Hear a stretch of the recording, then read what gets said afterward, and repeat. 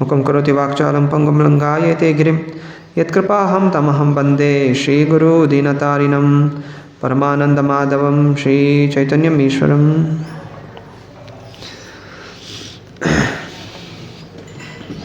ಬೆಳಗಿನಿಂದ ಹಲವರು ನರಸಿಂಹ ಹೋಮದಲ್ಲಿ ಭಾಗವಹಿಸಿದ್ದಾರೆ. ನಾನಾ ಸೇವೆಗಳಲ್ಲಿ ತೊಡಗಿದ್ದಾರೆ. ಶ್ರೀ ಪ್ರಭುಪಾದರು ಹೇಳಿದರು, ನರಸಿಂಹ ಪ್ರಣಾಮ ಮಂತ್ರವನ್ನು ಜಪಿಸಿ ಆಧ್ಯಾತ್ಮಿಕ ಜೀವನದಲ್ಲಿ ಮುಂದುವರಿಬೇಕೆಂದರೂ ಕೂಡ ನಾನಾ ರೀತಿಯ ಅಡಚಣೆಗಳು ಒಬ್ಬನಿಗೆ ಬರುತ್ತೆ. ಆದ್ದರಿಂದ ಆಧ್ಯಾತ್ಮಿಕ ಮಾರ್ಗದಲ್ಲಿ ಮುಂದುವರಿಲಿಕ್ಕೆ ಸಾಧನೆ, ಸೇವಾ, ಜಪ ಎಲ್ಲವೂ ಕೂಡ ನಿಷ್ಠೆಯಿಂದ ಸಾಂಖ್ಯಪೂರ್ವಕವಾಗಿ ಸತತವಾಗಿ ಜಪಿಸಲಿಕ್ಕೆ ಶ್ರೀ ಪ್ರಭುಪಾದರು ನರಸಿಂಹನ ರಕ್ಷಣೆ ಅನ್ನೋದು ರಕ್ಷಣೆಗೋಸ್ಕರ ಎಲ್ಲರೂ ಪ್ರಾರ್ಥಿಸಿ ಅಂತ ಹೇಳಿದರು. ಹಾಗೆಯೇ ಮಾಯಾಪುರದಲ್ಲಿ ಕೂಡ ನರಸಿಂಹನ ವಿಗ್ರಹ ಕೂಡ ಸ್ಥಾಪನೆ ಮಾಡಿದ್ದಾರೆ. ಇದೇ ಭಾವನೆಯಲ್ಲಿ ನಾವು ಕೂಡ ಒಳ್ಳೆಯ ಪ್ರಚಾರಕರಾಗಬೇಕು.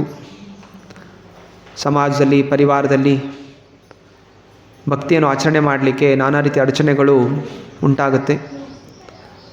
ಅದಕ್ಕೆ ಯಾವುದು ಕೂಡ ಮನಸ್ಸನ್ನು ಕೊಡದೆ ನಮ್ಮದೇ ಆದಂತಹ ಪೂರ್ವಕರ್ಮಗಳಿಂದ ಮನಸ್ಸು ಚಂಚಲತೆ, ನಾನಾ ರೀತಿಯ ಪಾಪದ ಕೃತ್ಯಗಳು ತೊಡಗುವುದು, ಇದರಿಂದೆಲ್ಲ ನಮ್ಮ ರಕ್ಷಣೆಗೋಸ್ಕರ ಹಾಗೂ ಶುದ್ಧ ಭಕ್ತರಾಗಲಿಕ್ಕೋಸ್ಕರ ನರಸಿಂಹ ಹೋಮ ಆಚರಣೆ ಮಾಡಿದ್ದೇವೆ. ಇಂದು ಸ್ವಾತಿ ನಕ್ಷತ್ರದ ದಿವಸದಂದು ಶ್ರೀಲ ಪ್ರಭುಪಾದರು ನ್ಯೂಯಾರ್ಕಲ್ಲಿ ನಾನಾ ರೀತಿಯ ಶ್ರಮಗಳನ್ನು ಪಡ್ತಾ ಇದ್ದಾರೆ. 70 ವಯಸ್ಸು ಅವರಿಗೆ. ಜೊತೆ ಇರುವಂತಹ ಹುಡುಗರು 19, 20, 25 ವರ್ಷ. ಆದರೂ ಕೂಡ ಅವರ ಒಂದು ಹುಚ್ಚು ನಡವಳಿಕೆಗಳು 70 ವಯಸ್ಸು ವ್ಯಕ್ತಿಯ ಒಂದು ಗಂಭೀರ ಗುಣಕ್ಕೂ 20 ವಯಸ್ಸಿನ ಒಬ್ಬ ಹುಡುಗನ ಗುಣಕ್ಕೂ ತುಂಬ ವ್ಯತ್ಯಾಸ ಇರುತ್ತೆ. ಎಲ್ಲರೂ ನಾವು ಬುದ್ಧಿವಂತರು ಅಂದ್ಕೊಂಡ್ಬಿಡ್ತೀವಿ. ನಮಗಿಂತ ಬುದ್ಧಿವಂತರು ಬೇರೆ ಯಾರೂ ಇಲ್ಲ ಅನ್ನುವಂತಹ ಅಹಂಕಾರ ಎಲ್ಲರಿಗೂ ಇರುತ್ತೆ. ಸ್ವಲ್ಪ 20 ವರ್ಷ 25 ವರ್ಷ ಹುಡುಗರಲ್ಲಿ ಸ್ವಲ್ಪ ಜಾಸ್ತಿನೇ ಇರುತ್ತೆ. ಜೊತೆಯಲ್ಲಿ ಇವರೆಲ್ಲರೂ ಕೂಡ ಡ್ರಗ್ ಅಡಿಕ್ಟ್ಸ್ಗಳು, ನಾನಾ ರೀತಿಯ ದುಷ್ಕೃತ್ಯಗಳಿಂದ, ಒಂದು ಪರಿವಾರಗಳಿಂದ ಅಥವಾ ವಾತಾವರಣದಿಂದ ಬಂದಂಥವರು. ಆದರೂ ಅವರೆಲ್ಲರ ಒಂದು ಗುಣಗಳನ್ನು ಸಹಿಸುತ್ತಾ ಅವರಿಗೆ ಕೃಷ್ಣ ಭಕ್ತಿ ನೀಡಬೇಕು ಅನ್ನುವಂತಹ ಏಕೈಕ ಚಿಂತನೆಯಿಂದ ಎಲ್ಲವೂ ಕೂಡ ಭಗವಂತನ ಕರುಣೆ, ಕೃಷ್ಣನ ಇಚ್ಛೆ ಹೇಗೋ. ಆದರೆ ನಾನಂತೂ ಆ ಪ್ರಯತ್ನವನ್ನು ಮಾಡುತ್ತೇನೆ. ಹರಿಯ ನಾಮಸ್ಮರಣೆಯನ್ನು ಪ್ರಚಾರ ಮಾಡುವಂತಹದ್ದು ಗುರುಗಳ ಆಜ್ಞೆ, ಭಗವಂತನ ಆಜ್ಞೆ.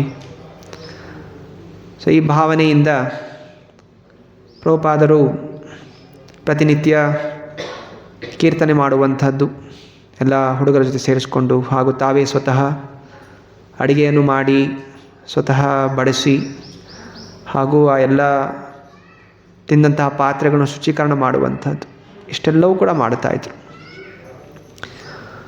ಇದ್ದಂತಹ ಜಾಗ ಬಾವರಿ ಅನ್ನಂಥದ್ದು, ಅಂತಹ ಒಂದು ಊರು. ಈಸ್ಟ್ ಸೈಡ್, ಪೂರ್ವ ಭಾಗದಲ್ಲಿ ಪ್ರತಿನಿತ್ಯ ಅಲ್ಲಿ ಉದ್ಯಾನವನದಲ್ಲಿ ಸೇರಿ ಕೀರ್ತನೆ ಮಾಡ್ತಾಯಿದ್ರು. ಹಾಗೂ ಎಲ್ಲ ಜನ ಹಿಪ್ಪಿಗಳು. ಹಿಪ್ಪಿಗಳು ಕೂಡ ಶ್ರೀಮಂತ ಪರಿವಾರದವರು. ಅರೆ ಕೇವಲ ಈಗ ಸಂಗೀತದಲ್ಲಿ ಸಂತೋಷ ಹುಡುಕ್ತಾ ಇದ್ದಾರೆ, ನಾನಾ ರೀತಿಯ ವಾದ್ಯಗಳನ್ನು ನುಡಿಸ್ತಾ ಇದ್ದಾರೆ. ಮ್ಯೂಸಿಕ್ ಅನ್ನುವಂಥದ್ದು ಅವರಿಗೆ ಆನಂದ ಸಿಗ್ತಾ ಇದೆ. ಜೊತೆಯಲ್ಲಿ ಡ್ರಗ್ಸ್ ಪ್ಲಸ್ ಮ್ಯೂಸಿಕ್, ಎರಡೂ ಜೊತೆಯಲ್ಲಿ. ಯಾರೆಲ್ಲ ಸ್ವಲ್ಪ ಹಳೆ ಬರಿದಿರ 1960, 70, 80 ಎಲ್ಲ ತುಂಬ ನಾನಾ ಥರದ ರಾಕ್ ಮ್ಯೂಸಿಕ್ ಸಮಯದಲ್ಲಿ ಹೆಚ್ಚು ಆಗ್ತಾಯಿತ್ತು. ಹಾಗೆಯೇ ಪ್ರಭುಪಾದರಲ್ಲಿ ಕೀರ್ತನೆ ಮಾಡ್ತಾ ಇರ್ಬೇಕಾದ್ರೆ ಎಲ್ಲರೂ ಕೂಡ ಆಸಕ್ತಿಯಾಗಿ ಅವರೆಲ್ಲರೂ ಕೂಡ ಭಾಗವಹಿಸ್ತಾ ಇದ್ದಾರೆ. ಡ್ರಮ್ಸ್, ಕೊಳಲು, ಬೊಂಗೋ ಡ್ರಮ್ಸ್, ಗಿಟಾರ್ ಇದೆಲ್ಲವೂ ಕೂಡ ಸೇರಿ ಅಲ್ಲಿ ಹರೇ ಕೃಷ್ಣ ಮಂತ್ರ ಕೀರ್ತನೆ ನಡೀತಾ ಇದೆ.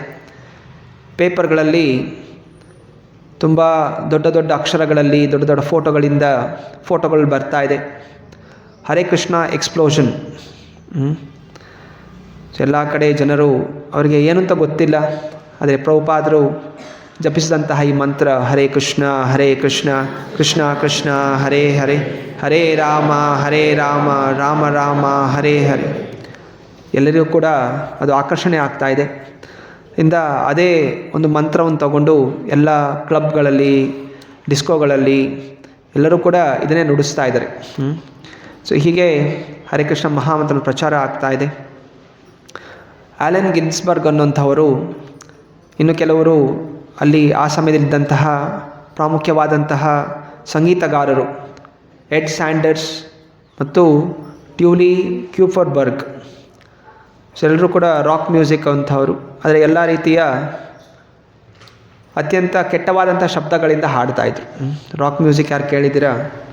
ಸೊ ಅದೆಲ್ಲವೂ ಕೂಡ ಅನೈತಿಕವಾದ ಸಂಬಂಧ, ಜೂಜಾಟ, ಮದ್ಯಪಾನ ಇದರ ಗುಣಗಾನ ಮಾಡ್ತಾ ಇರುವಂಥ ಹಾಡುಗಳು. ಸೊ ಇದೆಲ್ಲ ಅದೇ ಜನರಿಗೆ ಅದು ಆಕರ್ಷಣೆ ಆಗಿಲ್ಲ. ಎಲ್ಲರೂ ಕೂಡ ಅದರಲ್ಲಿ ಭಾಗವಹಿಸ್ತಾಯಿದ್ರು. ತುಂಬ ಪ್ರಾಮುಖ್ಯವಾಗಿದ್ದರು ಅಮೇರಿಕಾದಲ್ಲಿ. ಅಂಥವ್ರನ್ನ ಇಬ್ಬರು ಕರ್ಕೊಂಬರ್ತಾರೆ, ಬನ್ನಿ ಇಲ್ಲಿ ದೊಡ್ಡ ಸ್ವಾಮಿಗಳು ಬಂದಿದ್ದಾರೆ ಭಾರತದಿಂದ ಅಂತ. ಅವರು ಕೂಡ ಆಸಕ್ತಿಯಿಂದ ಬಂದಿದ್ದಾರೆ. ಶ್ರೀಲ ಪ್ರಭುಪಾದರು ಪ್ರವಚನ ಕೊಡ್ತಾಯಿದ್ರು. ಮತ್ತು ಇವರೊಬ್ಬರನ್ನ ಭೇಟಿಯಾಗಿ ಖುಷಿ ಪಡ್ತಾರೆ, ಸ್ವಾಗತ ಮಾಡ್ತಾರೆ. ಇಂಥ ಸಂಗೀತಗಾರರು ಬಂದಿದ್ದೀರಾ, ಸರಿ ನಮ್ಮ ಮ್ಯೂಸಿಷಿಯನ್ಸ್ ಬಂದು ಅವ್ರಿಗೆ ಹೇಳೋದಿಷ್ಟೇ, ಭೌತಿಕವಾದಂತಹ ಸಂತೋಷ ತಾತ್ಕಾಲಿಕವಾದಂತಹದ್ದು. ಮೈಥುನದಿಂದ ಸಿಗುವಂಥ ಸಂತೋಷ ಕೊನೆಯೇ ಬಂಧನಕ್ಕೆ ಕಾರಣವಾಗುತ್ತೆ. ಮುಂದಾದ ಸಮಯದಲ್ಲಿ ಮಹಾನ್ ಪಂಡಿತರು ಯಮನಾಚಾರ್ಯರು, ಮಹಾವೈಷ್ಣವರು ಅವರು ಹೇಳಿದ್ದಾರೆ, ಯಾವಾಗ ನನ್ನ ಮನಸ್ಸಲ್ಲಿ ಮೈಥುನದ ಚಿಂತನೆ ಬರುತ್ತೆ ಆವಾಗ ನನ್ನ ಮುಖವು ಒಂದು ರೀತಿ ಕೆಟ್ಟವಾಗಿ ಆಗುತ್ತೆ, ಹಾಗೂ ಆ ಚಿಂತನೆಗೆ ನಾನು ಉಗಿಯುತ್ತೇನೆ. ಸೊ ಹೀಗೆ ಆ ಮೈಥುನ ಚಿಂತನೆಯಿಂದ ನಾವು ಯಾವಾಗಲೂ ಹೊರಗೆ ಬರಬೇಕು. ಅನೈತಿಕ ಸಂಬಂಧ ಮಾಡಬಾರ್ದು, ಜೂಜಾಟ ಮಾಡಬಾರ್ದು, ಮದ್ಯಪಾನ ಮಾಡಬಾರ್ದು, ಮಾಂಸಭಕ್ಷಣೆ ಮಾಡಬಾರ್ದು. ಇದು 4 ನಿಯಮಗಳು.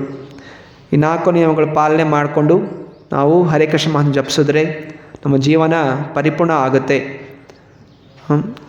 ಇದಲ್ಲದೆ ಗೃಹಸ್ಥ ಜೀವನದಲ್ಲಿದ್ದರೂ ಕೂಡ, ಗೃಹಸ್ಥ ಜೀವನದಲ್ಲೂ ಕೂಡ ಕೇವಲ ಮಕ್ಕಳಿಗೋಸ್ಕರ ಗಂಡ ಹೆಂಡತಿ ಸೇರಬೇಕೇ ಹೊರತು ಇನ್ಯಾವುದೇ ಇಂದ್ರಿಯ ತೃಪ್ತಿಗೋಸ್ಕರ ಇಲ್ಲ ಅನ್ನುವಂಥ ವಿಚಾರವನ್ನು ಶ್ರೀಲ ಪ್ರಭುಪಾದರು ಮುಂದಿಡ್ತಾಯಿದ್ರು. ಆ ಇಬ್ಬರು ಮ್ಯೂಸಿಷಿಯನ್ನು ಕೇಳಿದ್ರು. ಹೋದ್ಮೇಲೆ ಅವ್ರು ಮತ್ತೆ ಪುನಃ ವಾಪಸ್ ಬರಲಿಲ್ಲ. ಅವರು ಪ್ರಭುಪಾದರನ್ನ ಭೇಟಿಯಾದವರೆಲ್ಲರೂ ಕೂಡ ಕೃಷ್ಣ ಭಕ್ತಿಗೆ ಜೋಡಣೆ ಆಗಲಿಲ್ಲ. ಅದೇ ಪ್ರಭುಪಾದರು ಎಲ್ಲರೂ ಜೋಡಣೆ ಆಗಬೇಕು ಅಂತ ಹೇಳಿ ಸತ್ಯನ ನುಡಿಯದೆ ಸುಮ್ಮನೆ ಇರಲಿಲ್ಲ. ಏನು ಸತ್ಯ ಇತ್ತು, ಏನು ನಿಯಮ ಇತ್ತು ಅದನ್ನೇ ಹೇಳ್ತಾಯಿದ್ರು. ಪ್ರಭುಪಾದರಿಗೆ ಅಧಿಕವಾಗಿ ಶಿಷ್ಯಂದ್ರನ್ನು ಮಾಡ್ಕೋಬೇಕು, ಅಧಿಕವಾಗಿ ಹಿಂಬಾಲಕರು ಮಾಡಬೇಕು ಅನ್ನಂತಹ ಆಸಕ್ತಿಯಿಂದ ಹೋಗಿಲ್ಲ. ಅವರು ಹೋಗಿರುವಂಥದ್ದು ಕೃಷ್ಣ ಭಕ್ತಿಯನ್ನು ಯಥಾರೂಪವಾಗಿ ಮುಂದಿಡಬೇಕು. ಜನರು ಸ್ವೀಕಾರ ಮಾಡ್ತಾರೋ ಬಿಡ್ತಾರೋ, ಆದರೆ ಏನು ಸತ್ಯ ಇದೆ ಅದನ್ನೇ ಅವರು ಮುಂದಿಡ್ತಾಯಿದ್ರು. ಯಾವುದೇ ರೀತಿಯ ಒಂದು ಲೋಪದೋಷಗಳನ್ನು ಮಾಡದೆ ಈ 4 ನಿಯಮಗಳು ಕಡ್ಡಾಯವಾಗಿ ಪಾಲನೆ ಮಾಡಲೇಬೇಕು. ಎಲ್ಲಿ ತನಕ ಮಾಂಸಭಕ್ಷಣೆ ಮಾಡ್ತೀವಿ ಅಲ್ಲಿ ತನಕ ಯುದ್ಧಗಳು ಆಗ್ತಾ ಇರುತ್ತೆ. ಅದರಿಂದ ಮಾಂಸಭಕ್ಷಣೆ ಮಾಡಬಾರ್ದು. ಅದರಿಂದ ದಯವಿಟ್ಟು ಎಲ್ಲರೂ ಕೂಡ ಸಾತ್ವಿಕ ಜೀವನವನ್ನು ಸ್ವೀಕಾರ ಮಾಡಬೇಕು. ಹಾಗೂ ಸತತವಾಗಿ ಹರೇ ಕೃಷ್ಣ ಕೃಷ್ಣ ಕೃಷ್ಣ ಹರೇ ಹರೇ ಹರೇ ರಾಮ ರಾಮ ರಾಮ ಹರೇ ಹರೇ ಜಪಿಸುತ್ತಿರಬೇಕು ಅನ್ನುವುದನ್ನೇ ಶ್ರೀಲ ಪ್ರಭುಪಾದರು ಅಮೇರಿಕನ್ ದೇಶದಲ್ಲೂ ಕೂಡ ಅವರಿಗೆ ಪ್ರಚಾರ ಮಾಡಿರುವಂಥದ್ದು. ಸೊ ಅದರಿಂದ ಈ ಒಂದು ಸಂಸ್ಥೆ, ಈ ಒಂದು ಮಾರ್ಗ ಇದು ಯಾವುದೇ ಪಾಶ್ಚಾತ್ಯ ದೇಶದ ಒಂದು ಮಾರ್ಗ ಅಲ್ಲ. ಇದು ಸಂಪೂರ್ಣವಾಗಿ ವೈದಿಕವಾದಂಥದ್ದು, ಭಾರತೀಯವಾದಂಥದ್ದು, ಕೃಷ್ಣ ಭಕ್ತಿಗೆ ಸಂಬಂಧಪಟ್ಟಂಥದ್ದು. ಇದನ್ನು ನ್ಯೂಯಾರ್ಕಲ್ಲಿ ಸ್ಥಾಪನೆ ಮಾಡಿರ್ಬೋದು ಇಸ್ಕಾನ್ ಸಂಸ್ಥೆಯನ್ನು. ಇಸ್ಕಾನ್ ಸಂಸ್ಥೆಯಲ್ಲಿ ನಾನಾ ರೀತಿಯ ಪಾಶ್ಚಾತ್ಯ ದೇಶದ ಜನರು ಭಾಗವಹಿಸ್ತಾ ಇರ್ಬೋದು. ಆದರೆ ಇದು ಪಾಶ್ಚಾತ್ಯ ದೇಶದ ಸಂಘವಲ್ಲ, ಪಾಶ್ಚಾತ್ಯ ದೇಶದ ಗುಣ ಇರುವುದಲ್ಲ. ಸಂಪೂರ್ಣವಾಗಿ ಶುದ್ಧವಾದಂತಹ ಭಕ್ತಿಯನ್ನು ಪ್ರಚಾರ ಮಾಡುವಂತಹ ಒಂದು ಸಂಸ್ಥೆ. ಸೊ ರಾಯರಾಮ ಅನ್ನುವಂತಹ ಅವರು ಯೋಚನೆ ಮಾಡ್ತಾಯಿದ್ರು, ಇಲ್ಲೆಲ್ಲ ಈ ನಾವು ಸ್ಲಮ್ಮಲ್ಲೇ ಇದ್ದೀವಿ, ಈ ಬವರಿ ಅನ್ನುವಂಥ ಪ್ರದೇಶದಲ್ಲಿ ಎಲ್ಲ ಇಂಥ ಜನನೇ ಬರ್ತಾಯಿದ್ದಾರೆ. ನಾವು ಸ್ವಲ್ಪ ಉನ್ನತ ಶ್ರೀಮಂತರ ಅಂತಹ ಜನರನ್ನು ಕೂಡ ಆಕರ್ಷಣೆ ಮಾಡಬೇಕು. ಅಂಥವರು ಇಲ್ಲಿಗೆ ಬರೋದಿಲ್ಲ, ಇದು ಸ್ಲಮ್ ಪ್ರದೇಶ. ಆದ್ದರಿಂದ ಅವರಿರುವಂಥ ಜಾಗದಲ್ಲಿ ಅಲ್ಲಿ ಹೋಗಿ ಏನಾದರೂ ಪ್ರಚಾರ ಕಾರ್ಯ ಮಾಡಬೇಕು ಅಂತ ಹುಡುಕ್ತಾ ಅಲ್ಲಿ ಜಡ್ಸನ್ ಹಾಲ್ ಅನ್ನುವಂತಹ ಒಂದು ದೊಡ್ಡ ಹಾಲ್ ಇದನ್ನು ಅವರು ರೆಂಟಿಗೆ ತೊಗೋತಾರೆ. ಮತ್ತು ಪ್ರಭುಪಾದ ಕೇಳ್ತಾರೆ, ನಾವು ಇಲ್ಲಿ ಈ ಎಲ್ಲ ಶ್ರೀಮಂತರಿಗೋಸ್ಕರ ಅಂತಹ ಏರಿಯಾ ಅದು, ಅಲ್ಲಿರೋ ಜನರು ಕೂಡ ಭಾಗವಹಿಸಲಿ, ಅದಕ್ಕೋಸ್ಕರ ನಾವು ಅಲ್ಲಿ ದೊಡ್ಡ ಪ್ರೋಗ್ರಾಮ್ ಮಾಡೋಣ ಅಂತ ಹೇಳ್ತಾರೆ. ಆಯಿತು. ಹಾಗೆಯೇ ಅವರು ರಾಮ ಹಾಗೂ ಅನೇಕ ಹುಡುಗರು ಸೇರಿ $200 ಬಾಡಿಗೆಗೆ ತೊಗೋತಾರೆ. ಒಂದು ದಿವಸ ಬಾಡಿಗೆ ರೆಂಟಿಗೆ ತೊಗೊಂಡು ಅಲ್ಲೆಲ್ಲ ಕೂಡ ಪಾಂಪ್ಲೆಟ್ಗಳನ್ನ ವಿತರಣೆ ಮಾಡ್ತಾರೆ. ಎಲ್ಲ ದೊಡ್ಡ ದೊಡ್ಡ ಮನೆಗಳಿಗೆಲ್ಲ ಹೋಗಿ ಪಾಂಪ್ಲೆಟ್ಗಳನ್ನ ಕೊಡ್ತಾರೆ. ಮತ್ತು ಆ ದಿವಸ ಯಾವ ದಿವಸ ಪ್ರೋಗ್ರಾಮ್ ಪೂರ್ತಿ ನಗರ ಕೀರ್ತನೆ ಮಾಡ್ತಾರೆ. ಪೂರ್ತಿ ನಗರ ಕೀರ್ತನೆ ಮಾಡಿ ಅಲ್ಲಿ ಕಾರ್ಯಕ್ರಮದಲ್ಲಿ ಹಾಲ್ಗೆ ಹೋದಾಗ ಕೇವಲ 7 ಜನ ಮಾತ್ರ ಬಂದು ಕೂತಿದ್ರು. 7 ಜನ ಅಷ್ಟೇ ಕೂತಿದ್ರು. ಇದು ನಮಗೂ ಇವತ್ತು ಕೂಡ ಅನುಭವ ಇದೆ. ಅಮೇರಿಕಾದಲ್ಲೇ ಹೋಗಲಿ, ಇಲ್ಲೂ ಕೂಡ ಭಾರತದಲ್ಲೂ ನಾವು ಕಾರ್ಯಕ್ರಮಗಳು ಮಾಡಿದಾಗ, ರಾಯಚೂರಲ್ಲೂ ಕೂಡ ಮಾಡಿದಾಗ ನೋಡಿ ಎಷ್ಟು ಜನ ಬಂದು ಕೂತಿದ್ದೀರಾ. ಬೆಳಗ್ಗೆ 6 ಗಂಟೆಗೆ ನರಸಿಂಹ ಹೋಮ ಅಂತಿತ್ತು, 5 ಜನ ಕೂತಿದ್ರು. ಅಂದರೆ ಕ್ರಮೇಣವಾಗಿ ಸ್ವಲ್ಪ ಜನ ಬಂದರು. ಮತ್ತು ಈಗ ಇಷ್ಟು ಜನ ಬಂದು ಕೂತಿದ್ದೀರಾ. ಇನ್ನು ಸ್ವಲ್ಪ ಪ್ರಸಾದ ಟೈಮಲ್ಲಿ ಇದಕ್ಕಿಂತ ಡಬಲ್ ಜನ ಬಂದು ಕೂತಿರ್ತಾರೆ. ಸೊ ಇದು ಗುಣ. ಎಲ್ಲಿ ತನಕ ಈ ಗುಣ ಇರುತ್ತೆ ಉದ್ಧಾರ ಆಗೋದಿಲ್ಲ. ಉದ್ಧಾರ ಆಗಬೇಕು ಅಂತ ಹೇಳಿದರೆ ಯಾವಾಗ ಕಾರ್ಯಕ್ರಮ ಇರುತ್ತೆ ಆವಾಗ ಬರಬೇಕು, ತಪಸ್ಸೆ ಮಾಡಬೇಕು, ಕಾರ್ಯಕ್ರಮದಲ್ಲಿ ಭಾಗವಹಿಸಬೇಕು. ಆವಾಗಲೇ ಭಗವಂತ ಒಲಿಯುವಂಥದ್ದು. ನಮಗೆ ಸಮಯ ಇದ್ದಾಗ ನಾವು ಪೂಜೆ ಪುನಸ್ಕಾರ ಮಾಡಲಿಕ್ಕೆ ಆಗೋದಿಲ್ಲ. ಯಾವ ಸಮಯದಲ್ಲಿ ಪೂಜೆ ಪುನಸ್ಕಾರ ಮಾಡಬೇಕು ಆ ಸಮಯದಲ್ಲಿ ಭಕ್ತಾದಿಗಳು ಓಡಿ ಬಂದಲ್ಲಿ ಕೂರಬೇಕು. ಇದು ತಪಸ್ಯ. ಜನ ಊರು ಬಿಟ್ಟು ಎಲ್ಲೆಲ್ಲೋ ಹೋಗ್ತಾರೆ, ಏನೆಲ್ಲೋ ಸಾಧನೆ ಮಾಡಲಿಕ್ಕೆ, ಹಣ ಸಂಪಾದನೆ ಮಾಡಲಿಕ್ಕೆ ಪಾಶ್ಚಾತ್ಯ ದೇಶಗಳೆಲ್ಲ ಹೋಗ್ತಾರೆ. ಮಕ್ಕಳನ್ನ ಹಾಸ್ಟೆಲ್ಗಳಿಗೆ ಕಳಿಸ್ತಾರೆ. ಅಲ್ಲಿ ಏನೋ ಊಟ, ಏನೋ ಇದು ಎಲ್ಲ ಇದ್ದರೂ ಕೂಡ ಕಷ್ಟಪಟ್ಟು ಹಣ ಸಂಪಾದನೆ ಮಾಡಬೇಕು, ನನಗೊಂದು ಪ್ರತಿಷ್ಠೆ ಇರಬೇಕು, ಮನೆ ತೊಗೋಬೇಕು, ಕಾರ್ ತೊಗೋಬೇಕು, ಮೊಬೈಲ್ ತೊಗೋಬೇಕು ಅಂತೆಲ್ಲ ಪ್ರಯತ್ನ ಮಾಡ್ತಾರೆ. ಅದೇ ಪೂಜೆ ಮಾಡಬೇಕು, ತಪಸ್ಸೆ ಮಾಡಬೇಕು, ಈ ಹಬ್ಬ ಇದೆ, ಹಬ್ಬಕ್ಕೆ ಹೋಗಿ ನಾನು ಕೂಡ ಭಾಗವಹಿಸಬೇಕು. ನಾನು ಕೂಡ ಹಬ್ಬಕ್ಕೆ ಹೋದಾಗ ಸಾತ್ವಿಕವಾದಂತಹ ಬಟ್ಟೆಗಳು ಹಾಕ್ಕೋಬೇಕು. ಪ್ಯಾಂಟ್ ಶರ್ಟ್ ಪಾಶ್ಚಾತ್ಯ ದೇಶದ ಒಂದು ಇದು, ಎಲ್ರಿಗೂ ನಾವು ಹಿಂದೂಗಳು ಅಂತೆಲ್ಲ ಘೋಷಣೆ ಮಾಡ್ತಾರೆ. ಆದರೆ ಹಿಂದೂ ಥರ ಬಟ್ಟೆಗಳು ಹಾಕ್ಕೊಳ್ಳೋಕ್ಕೆ ತಯಾರಿಲ್ಲ. ಇನ್ನೂ ಪ್ಯಾಂಟ್ ಶರ್ಟ್ಗಳು ಇದನ್ನೇ ಹಾಕ್ಕೊಂಡು ಬರ್ತಾರೆ. ತಿಲಕ ಹಚ್ಕೊಳ್ಳೋದಿಲ್ಲ, ಕುಂಕುಮ ಹಚ್ಕೊಳ್ಳೋದಿಲ್ಲ ಹಣೆ ಮೇಲೆ. ಹೀಗೆಲ್ಲ ಇದ್ಕೊಂಡು ನಾವು ಹಿಂದೂಗಳು ಆಗಲಿಕ್ಕೆ ಹೇಗೆ ಸಾಧ್ಯ? ಭಕ್ತರಂತೂ ಇನ್ನೂ ತುಂಬ ದೂರ ಆಗಿರುವಂಥದ್ದು, ಹಿಂದೂಗಳು ಕೂಡ ಆಗೋದಿಲ್ಲ. ಸೊ ಆದ್ದರಿಂದ ಆಚಾರ ವಿಚಾರ, ಭಕ್ತಿ ಕೇವಲ ಒಳಗೊಂದೇ ಅಲ್ಲ, ಹೊರಗೂ ಇರಬೇಕು, ಒಳಗೂ ಇರಬೇಕು. ಕೆಲವರು ಒಳಗೆ ಮಾತ್ರ ನಾವು ಭಕ್ತರಿರ್ತೀವಿ, ಹೊರಗೆ ನಾವು ಹೆಂಗೆ ಬೇಕಾದ್ರೂ ಇರ್ತೀವಿ, ಹಂಗೆ ಆಗೋದಿಲ್ಲ. ಭಕ್ತಿ ಅನ್ನೋದು ಕಾಣುತ್ತೆ. ಸೊ ಭಕ್ತರಿದ್ದಾಗ ಅವ್ರು ಎಲ್ಲ ರೀತಿಯ ಪ್ರಭುಪಾದರು ಪಾಶ್ಚಾತ್ಯ ದೇಶಕ್ಕೆ ಹೋದಾಗ ಅವರು ಪ್ಯಾಂಟ್ ಶರ್ಟ್ ಹಾಕೊಂಡು ಹೋಗಲಿಲ್ಲ, ಅದೇ ಕಾವಿವೇಷ ಬಟ್ಟೆಯಲ್ಲೇ ಹೋದರು. ಅದೇ ಬಟ್ಟೆಯಲ್ಲಿ ಹೋಗಿ ತಮ್ಮ ಏನು ನಿಯಮಗಳಿದೆ ಅದನ್ನು ಯಥಾರೂಪವಾಗಿ ಪಾಲನೆ ಮಾಡ್ತಾಯಿದ್ರು. ಹಾಗೂ ಕೃಷ್ಣ ಭಕ್ತರನ್ನಾಗಿ ಜನರನ್ನು ಪರಿವರ್ತನೆಗೊಳಿಸಿದ್ರು, ಅವ್ರನ್ನ ಉದ್ಧಾರ ಮಾಡಿದ್ರು. ಸೊ ಆದ್ದರಿಂದ ನಾವು ಉದ್ಧಾರ ಆಗಬೇಕು ಅಂತೇಳಿದ್ರೆ ನಾವು ಮೊದಲು ಪರಿವರ್ತನೆ ಆಗಬೇಕು. ಮೊದಲು ಪರಿವರ್ತನೆ ಆಗಬೇಕು, ಪರಿವಾರವನ್ನು ಪರಿವರ್ತನೆಗೊಳಿಸಬೇಕು, ಹಾಗೂ ಊರನ್ನು ಕೂಡ ಪರಿವರ್ತನೆಗೊಳಿಸಲಿಕ್ಕೆ ಪ್ರಯತ್ನವನ್ನು ಮಾಡಬೇಕು. ಸೊ ಆದ್ದರಿಂದ ನಮ್ಮ ಉಡುಪು, ನಮ್ಮ ಆಚಾರ, ನಮ್ಮ ಚಿಂತನೆ, ಭಗವದ್ಗೀತೆಯಲ್ಲಿ ಕೃಷ್ಣ ಹೇಳಿದ್ದಾನೆ, ಯುಕ್ತ ಆಹಾರ, ಯುಕ್ತ ವಿಹಾರ, ಯುಕ್ತ ಕರ್ಮಸ್ಯ ಚೇತಸು, ಯುಕ್ತ ಸ್ವಪ್ನಾವಬೋಧಸ್ಯ ಯೋಗ ಬಹುತಿ ದುಃಖ. ನಮಗೆಲ್ಲರೂ ದುಃಖದಿಂದ ಹೊರಬರಬೇಕು ಅಂತ ಆಸಕ್ತಿ ಇದೆ.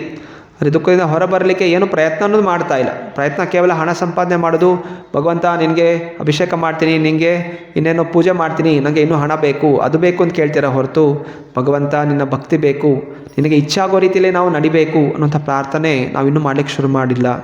ಸೊ ದಯವಿಟ್ಟು ಭಗವಂತನ ಭಕ್ತಿ ಅಂತ ಹೇಳಿದ್ರೆ ನಾವು ಭಗವಂತನಿಗೆ ಏನು ಇಷ್ಟ ಆ ರೀತಿ ನಡಿಲಿಕ್ಕೆ ನಾವು ಮುಂದಾಗಬೇಕು. ಇದು ಭಕ್ತಿ. ನನಗಿಚ್ಛೆ ಬರೋ ಹಾಗೆ ನೀನು ನನಗೆ ಏನೋ ಕೊಡು ಅಂತ ಕೇಳೋದು ಅದು ಭಕ್ತಿ ಅಲ್ಲ, ಅದು ವ್ಯಾಪಾರ. ಅದು ಆದ್ದರಿಂದ ಭಗವದ್ಗೀತೆಯನ್ನು ಓದಿ ಸಾತ್ವಿಕವಾದ ಜೀವನವನ್ನು ನಾವು ಅನುಸರಿಸ್ಕೋಬೇಕು. ಸೊ ಶಿಲಾ ಪ್ರಭುಪಾದರು ಈ ಒಂದು ಕಾರ್ಯಕ್ರಮ ನಡೆಸಿದಾಗ ಅಲ್ಲಿ 7 ಜನ ಮಾತ್ರ ಕೂತಿದ್ರು. ಸೊ ಎಲ್ಲ ಈ ಹುಡುಗರಿಗೆಲ್ಲ ಬೇಜಾರಾಗ್ಬಿಡುತ್ತೆ. ನಾವು ಇಷ್ಟೊಂದೆಲ್ಲ ಪ್ರಯತ್ನ ಮಾಡಿದ್ವಿ, ಸ್ವಾಮಿಗಳನ್ನು ಕೂಡ ಕರೆಸಿದ್ವಿ, ಏನೋ ದೊಡ್ಡ ಪ್ರೋಗ್ರಾಮ್ ಆಗುತ್ತೆ ಅಂತ ಹೇಳಿದ್ರೆ ಬರೀ ಇಷ್ಟು ಜನ ಬಂದು ಕೂತಿದ್ದಾರಲ್ಲ ಅಂತ ಹೇಳಿ ಅವರ ದುಃಖಿಸ್ತಾ ಇದ್ರು. ಪ್ರಭುಪಾದ ಇವತ್ತು ಕ್ಲಾಸ್ ಕ್ಯಾನ್ಸಲ್ ಮಾಡಬೇಡ ಅಂತ ಪ್ರಭುಪಾದ ಹೇಳಿದ್ರು, ಪರವಾಗಿಲ್ಲ 7 ಜನ ಆದರೂ ಬಂದಿದ್ದಾರಲ್ಲ, ನಾವು ಕಾರ್ಯಕ್ರಮ ಮಾಡೋಣ ಅಂತ ಹೇಳಿ ಅಲ್ಲಿ 7 ಜನಕ್ಕೇ ಆ ಕಾರ್ಯಕ್ರಮ ನಡೆಸ್ತಾರೆ. ಪ್ರಭುಪಾದ ಪ್ರವಚನ ಕೊಡ್ತಾರೆ, ಸುಂದರವಾದಂಥ ಕೀರ್ತನೆ ಆಗುತ್ತೆ.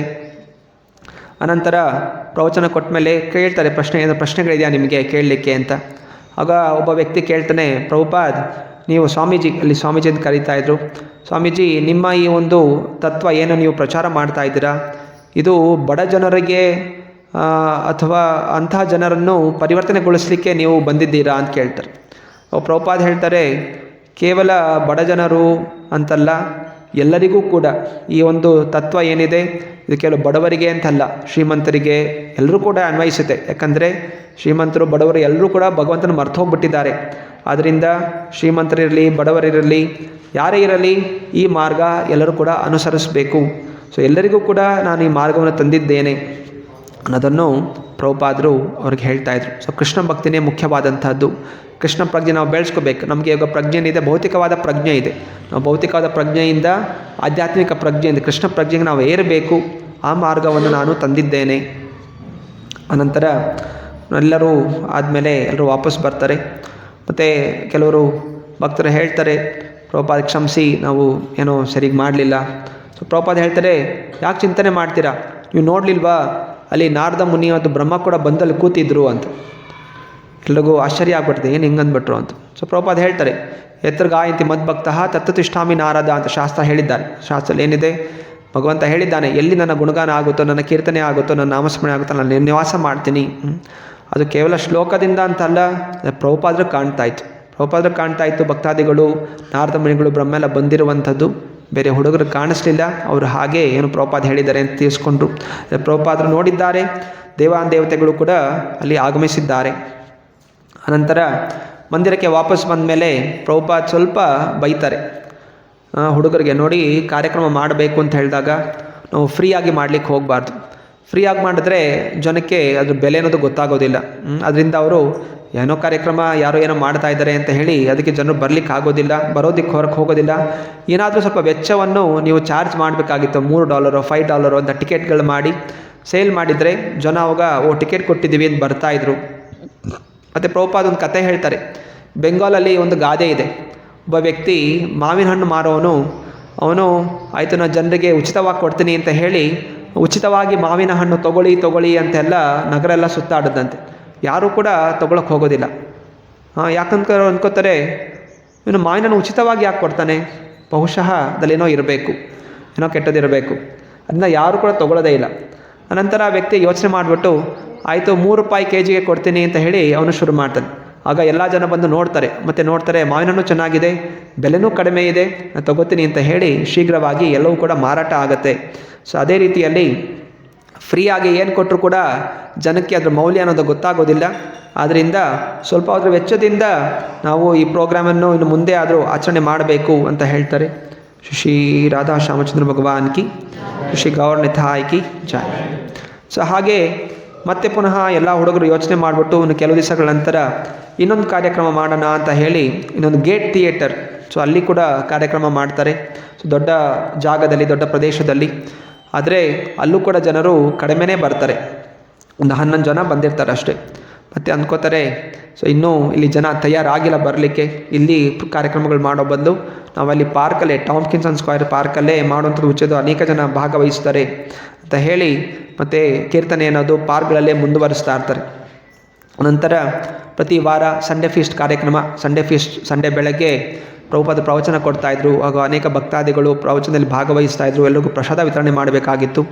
ಆದರೆ ಆ ಸಮಯದಲ್ಲಿ ಅಡುಗೆ ಮಾಡಲಿಕ್ಕೆ ಯಾರು ಪ್ರಭುಪಾದರು ಇನ್ನು ಸ್ವಲ್ಪ ಹುಡುಗರು ಅವ್ರಿಗೂ ಸೇರಿಕೊಂಡು ರಾತ್ರಿಯೆಲ್ಲ ಶ್ರಮ ಪಡ್ತಾಯಿದ್ರು. ಅನೇಕ ತರಕಾರಿಗಳನ್ನು ಕಟ್ ಮಾಡುವಂಥದ್ದು. 11 ಗಂಟೆ ತನಕ, 11 ಗಂಟೆ ಆದರೂ ಕೂಡ ರಾತ್ರಿಯೇ ಅವರೆಲ್ಲ ತಯಾರಿಗಳು ಮಾಡ್ಕೋತಾಯಿದ್ರು ಬೆಳಗ್ಗೆ ಮಾಡಲಿಕ್ಕೆ ಅಂತ. ಬೆಳಗ್ಗೆ 7 ಗಂಟೆಗೆ ಕಾರ್ಯಕ್ರಮ ಶುರು ಆಗ್ತಿತ್ತು, 8 ಗಂಟೆಗೆ ಬ್ರೇಕ್ಫಾಸ್ಟ್ ಇರ್ತಾಯಿತ್ತು, ತಿರ್ಗಾ ಮಧ್ಯಾಹ್ನ ಊಟ ಇರ್ತಾಯಿತ್ತು. ಅದರಿಂದ ಸುಮಾರು 50 ಜನ ಭಾಗವಹಿಸ್ತಾಯಿದ್ರು. ಅದಕ್ಕೋಸ್ಕರ ರಾತ್ರಿಯೇ ಪ್ರಭುಪಾದ್ ಇದೆಲ್ಲ ಒಂದು ಆಹಾರಗಳನ್ನು ತಯಾರು ಮಾಡ್ತಾಯಿದ್ರು. ಆಗ ಕೀರ್ತಾನಂದ ಹಾಗೂ ಬ್ರಹ್ಮಾನಂದ ಅವರ ಇಬ್ಬರು ಶಿಷ್ಯಂದರು ಹೇಳ್ತಾರೆ, ಇದಕ್ಕೆ ಈ ಒಂದು ಕಾರ್ಯಕ್ರಮಕ್ಕೆ ಏನು ನಾವು ಪದ ಇಡೋಣ, ಲವ್ ಫೀಸ್ಟ್ ಅಂತ ಇಡೋಣ ಅಂತ ಹೇಳ್ತಾರೆ. ಸೊ ಲವ್ ಫೀಸ್ಟ್ ಅಂತ ಹೇಳಿದ್ರೆ ಪ್ರೀತಿಯ ಒಂದು ಔತಣ, ಪ್ರೀತಿಯ ಔತಣ. ಸೊ ನಾವಿಲ್ಲಿ ಅನ್ನದಾನ ಅಂತ ಹೇಳ್ತೀವಿ. ಸೊ ಅಮೇರಿಕಾದಲ್ಲಿ ಅವರು ಅದನ್ನ ಲವ್ ಫೀಸ್ಟ್ ಅಂತ ಇಡ್ತಾರೆ. ಸೊ ಆಯಿತು ಅಂತ ಆಗಿಂದ ಈ ಸಂಡೇ ಕಾರ್ಯಕ್ರಮಕ್ಕೆ ಸಂಡೇ ಲವ್ ಫೀಸ್ಟ್ ಅಂತ ಹೆಸರು ಬಂತು. ಸೊ ಇಲ್ಲಿ ಲವ್ ಅಂತ ಹೇಳಿದ್ರೆ ಜನ ಏನೇನೋ ಅಂದ್ಕೋತಾರೆ, ಆದರೆ ಅಲ್ಲಿ ಲವ್ ಅಂತ ಹೇಳಿದರೆ ಪ್ರೀತಿ. ಸೊ ಪ್ರೀತಿಯ ಎಂತಹ ಪ್ರೀತಿ, ಯಾರ ಪ್ರೀತಿ? ಭಗವಂತನ ಪ್ರೀತಿ, ಭಗವಂತನ ಪ್ರಸಾದ. ಸೊ ಭಗವಂತನಿಗೆ ನೈವೇದ್ಯವನ್ನು ಹಚ್ಚಿ ಸಿಗುವಂತಹ ಆ ಪ್ರೀತಿಯ ಒಂದು ಪ್ರಸಾದ, ಅದಕ್ಕೆ ಸಂಡೇ ಲವ್ ಫೀಸ್ಟ್ ಅಂತ ಹೆಸರಿಟ್ಟು. ಸೊ ಏನೆಲ್ಲ ಮಾಡ್ತಾಯಿದ್ರು? ಅನ್ನ, ಬೇಳೆ, ಸಿಹಿ ಅನ್ನ, ಆ್ಯಪಲ್ ಚಟ್ನಿ, ಪಲಾವ್, ಹಲ್ವಾ, ಪೂರಿ, 2 ಸಬ್ಜಿ, ಸಮೋಸ ಮತ್ತು ಗುಲಾಬ್ ಜಾಮೂನ್. ಎಷ್ಟು ಐಟಮ್ ಇರ್ತಾಯಿತ್ತು ಸಂಡೇ ಫೀಸ್ಟ್ ಕಾರ್ಯಕ್ರಮದಲ್ಲಿ. ಇವಾಗ ಎಷ್ಟಿದೆ? ಏನು ವ್ಯತ್ಯಾಸ? ಆವತ್ತಿನ ಸಮಯಕ್ಕೆ ಸಮಯಕ್ಕೂ ಜನ ಭಾಗವಹಿಸ್ತಾಯಿದ್ರು. ಇವತ್ತು ಅಡುಗೆ ಮಾಡಬೇಕು, ಅಡುಗೆ ತಿನ್ನಲಿಕ್ಕೆ, ಪ್ರಸಾದ ತಿನ್ನಲಿಕ್ಕೆ ಅನೇಕ ಜನ ಇದ್ದಾರೆ. ಅಡುಗೆ ಮಾಡಲಿಕ್ಕೆ ಎಷ್ಟು ಜನ ಇದ್ದಾರೆ? ಅಡುಗೆ ಮಾಡಲಿಕ್ಕಿಲ್ಲ. ಪ್ರತಿ ವಾರ ಎಲ್ಲರೂ ತಿಂತಾ ಇದ್ದಾರೆ. 100-200 ಜನ ಬಂದು ಊಟ ಮಾಡ್ತಾ ಇದ್ದಾರೆ. 200 ಜನ ಯೋಚನೆ ಮಾಡೋದಿಲ್ಲ, ಇಂತಹ ಊಟ ಯಾರು ಮಾಡ್ತಾ ಇದ್ದಾರೆ, ನಾನು ಕೂಡ ಭಾಗವಹಿಸ್ಬೋದಾ ಅಂತ ಚಿಂತನೆ ಇನ್ನೂ ಜನಕ್ಕೆ ಬಂದಿಲ್ಲ. ಸೊ ಅದರಿಂದ ಯೋಚನೆ ಮಾಡಬೇಕು. ಎಲ್ಲ ಭಕ್ತಾದಿಗಳು ಇರುವಂಥದ್ದು ಮಂದಿರ ಇದೆ, ಗುಡಿ ಇದೆ. ಗುಡಿಗೆ ಎಲ್ಲಿಂದ ದುಡ್ಡು ಬರುತ್ತೆ? ದಾನಿಗಳು ದಾನ ಕೊಟ್ಟರೆ ಮಂದಿರಕ್ಕೆ ದುಡ್ಡು ಬರುವಂಥದ್ದು. ಹಾಗಿದ್ದಾಗ ಯಾರಿಗೋ ದುಡ್ಡು ಖರ್ಚು ಮಾಡಿ ಅಲ್ಲಿ ಏನು ತರ್ತಾ ಇಲ್ಲ. ಸೊ ಭಕ್ತಾದಿಗಳು ಮಾಡ್ತಾ ಇದ್ದಾರೆ, ಯಾರೊಬ್ಬರು ಶ್ರಮ ಪಡ್ತಾ ಇದ್ದಾರೆ. ಸೊ ಯಾರೊಬ್ಬರು ಅವರು ಕೂಡ ಮನೇಲಿ ಪರಿವಾರ ಇರುವಂಥವ್ರೆ ಅಲ್ವಾ. ಮಂದಿರದಲ್ಲಿ ಎಷ್ಟು ಜನ ಇದ್ದಾರೆ? ಮಂದಿರದಲ್ಲಿ 1-2-4 ಜನ ಇದ್ದಾರೆ. ಸೊ 2-4 ಜನ ಅಷ್ಟೊಂದು ಹೆಂಗೆ ಮಾಡೋಕ್ಕೆ ಸಾಧ್ಯ? ಆದ್ದರಿಂದ ನಾವು ಬಂದು ಸಹಾಯ ಮಾಡಬೇಕು ಅನ್ನೋಂಥ ಭಾವನೆ ಜನರಿಗೆ ಬರಬೇಕು. ಬರೀ ತಿಂದ್ಕೊಂಡು ಹೋಗ್ಬಿಟ್ರೆ ಆಗೋದಿಲ್ಲ. ಸೊ ದಯವಿಟ್ಟು ಇದೆಲ್ಲ ಯೋಚನೆ ಮಾಡುವಂಥದ್ದು. ಕೇವಲ ಬರ್ತಾ ಇದ್ದೀರಾ, ತುಂಬ ಒಳ್ಳೆಯದೇ. ಎಷ್ಟು ಜನ ಬರ್ತಾ ಇಲ್ಲ, ಬಂದಿದ್ದೀರಾ, ಆದರೆ ಇಲ್ಲಿಗೆ ನಿಲ್ಲಬಾರ್ದು, ಸಕ್ರಿಯವಾಗಿ ಪಾಲ್ಗೊಳ್ಳಬೇಕು. ಭಕ್ತಿ ಮಂದಿರಕ್ಕೆ ಬರುವಂಥ ಉದ್ದೇಶ ಭಕ್ತಿ ಸೇವೆಯಲ್ಲಿ ಪಾಲ್ಗೊಳ್ಳಿಕ್ಕೆ. ಸೊ ಸೇವೆ ಅಂತ ಹೇಳಿದ್ರೆ ಕೇವಲ ನಾಮಜಪ ಒಂದೇ ಸೇವೆ ಆಗೋದಿಲ್ಲ. ನಾಮಜಪವೂ ಸೇವೆ, ನಾಲ್ಕಿನ ಸೇವೆ ಜೊತೆಯಲ್ಲಿ ಇಂದ್ರಿಯಗಳು. ಸೊ ಇಲ್ಲಿಗೆ ಅವಕಾಶ ಸಿಗ್ತಾ ಇದೆ. ಅಡುಗೆ ಮಾಡ್ಬೋದು, ಅಲಂಕಾರಗಳು ಮಾಡ್ಬೋದು, ಮಂದಿರ ಶುಚೀಕರಣ ಮಾಡ್ಬೋದು, ಇದೆಲ್ಲ ಅವಕಾಶ ಸಿಗ್ತಾ ಇದೆ. ಆದ್ದರಿಂದ ಭಕ್ತಾದಿಗಳು ಎಲ್ಲ ಅವಕಾಶಗಳನ್ನು ಉಪಯೋಗ ಮಾಡ್ಕೋಬೇಕು. ಸೊ ಎಲ್ಲೋ ನೀವು ಅಡುಗೆ ಮಾಡ್ತಾಯಿಲ್ಲ, ಯಾರಿಗೋ ಮಾರಾಟ ಮಾಡ್ತಾಯಿಲ್ಲ, ಯಾರೋ ಲಾಭಕ್ಕೋಸ್ಕರ ಮಾಡ್ತಾಯಿಲ್ಲ, ಭಗವಂತನಿಗೆ ನೈವೇದ್ಯ ಹಚ್ಚಲಿಕ್ಕೋಸ್ಕರ, ಭಗವಂತನ ದರ್ಶನ ಮಾಡಲಿಕ್ಕೆ ಬರುವಂಥ ಭಕ್ತರ ಒಂದು ಸೇವೆಗೋಸ್ಕರ ಎಲ್ಲ ಶ್ರಮ ಪಡ್ತಾ ಇದ್ದೀರ. ಸೊ ಈ ಶ್ರಮದಿಂದ ಏನಾಗುತ್ತೆ? ನಮ್ಮ ಇಂದ್ರಿಯಗಳು ಶುದ್ಧೀಕರಣ ಆಗುತ್ತೆ, ನಮ್ಮ ಮನಸ್ಸು ಶುದ್ಧರ ಆಗುತ್ತೆ, ಭಗವಂತ ನಮ್ಮಿಂದ ಪ್ರೀತನಾಗ್ತಾನೆ. ಸೊ ಭಗವಂತನ ನೋಡುವಂಥ ಅವಕಾಶ ನಮಗೆ ಪ್ರಾಪ್ತಿಯಾಗುತ್ತೆ. ಸೊ ಅದರಿಂದ ಇಲ್ಲಿ ಮಂದಿರದಲ್ಲಿ ಅವಕಾಶ ಇದೆ. ಒಂದು ವಾರ ಮಾತಾಜೀಸ್ ಕುಕ್ಕಿಂಗ್ ಮಾಡ್ತಾರೆ, ಒಂದು ದಿವಸ ಇನ್ನೊಂದು ವಾರ ಜೆಂಟ್ಸ್ ಕುಕ್ಕಿಂಗ್ ಮಾಡ್ತಾರೆ. ಒಂದು ವಾರ ಜೆಂಟ್ಸ್ಗೋಸ್ಕರ, ಒಂದು ವಾರ ಲೇಡೀಸ್ಗೋಸ್ಕರ. ಸೊ ಅದರಿಂದ ಬೆಳಗ್ಗೆ ಬರಬೇಕು, 8 ಗಂಟೆಗೆ ನೈವೇದ್ಯ ಹಚ್ಚುತ್ತಾರೆ. ಈಗ ನೈವೇದ್ಯ ಹಚ್ತಾ ಇದ್ದಾರೆ. ಇವಾಗ ನೈವೇದ್ಯ ಹಚ್ಚಬೇಕು ಅಂತ ಹೇಳಿದ್ರೆ ಬೆಳಗ್ಗೆ 5ವರೆಗೆ ಅಡುಗೆ ಶುರುವಾಗುತ್ತೆ. ಸೊ ಎಲ್ಲರೂ ಕೂಡ ಅವಕಾಶ ಇದೆ. ಅಂದರೆ ಜೆಂಟ್ಸ್ ಅಡುಗೆ ಮಾಡಬೇಕು ಅಂದರೆ ಧೋತಿ ಕುರ್ತಾ ಹಾಕೊಂಬರಬೇಕು. ಧೋತಿ ಕುರ್ತಾ ಹಾಕೊಂಬಂದರೆ ಅಡುಗೆ ಮನೆಗೆ ಹೋಗ್ಬೋದು. ಲೇಡೀಸ್ ಕೂಡ ಸೀರೆ ಹಾಕ್ಕೊಂಬಂದರೆ ಅವರು ಕೂಡ ಅಡುಗೆ ಮನೆಗೆ ಹೋಗ್ಬೋದು.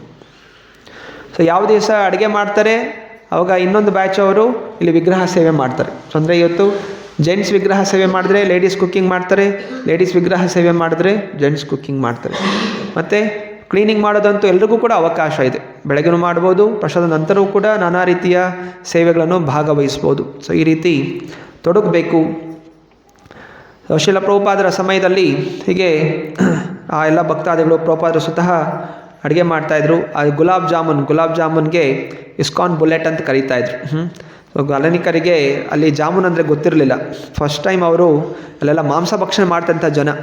ಅವರಿಗೆ ಈ ಗುಲಾಬ್ ಜಾಮೂನ್ ತಿಂದ ತಕ್ಷಣ ಅವರಿಗೆ ಇದರ ಮೇಲೆ ತುಂಬ ರುಚಿ ಆಗ್ತಾಯಿತ್ತು. ಅನೇಕರು ಅದು ಪ್ರವಚನ ಕೇಳಲಿಕ್ಕೂ ಆಸಕ್ತಿ ಇರಲಿಲ್ಲ, ಆದರೆ ಗುಲಾಬ್ ಜಾಮೂನ್ ಸಿಗುತ್ತೆ ಅಂಥೇಳಿ ಸಂಡೇ ಫೀಸ್ಟ್ಗೋಸ್ಕರ ಬರ್ತಾಯಿದ್ರು. ಸೊ ಅದರಿಂದ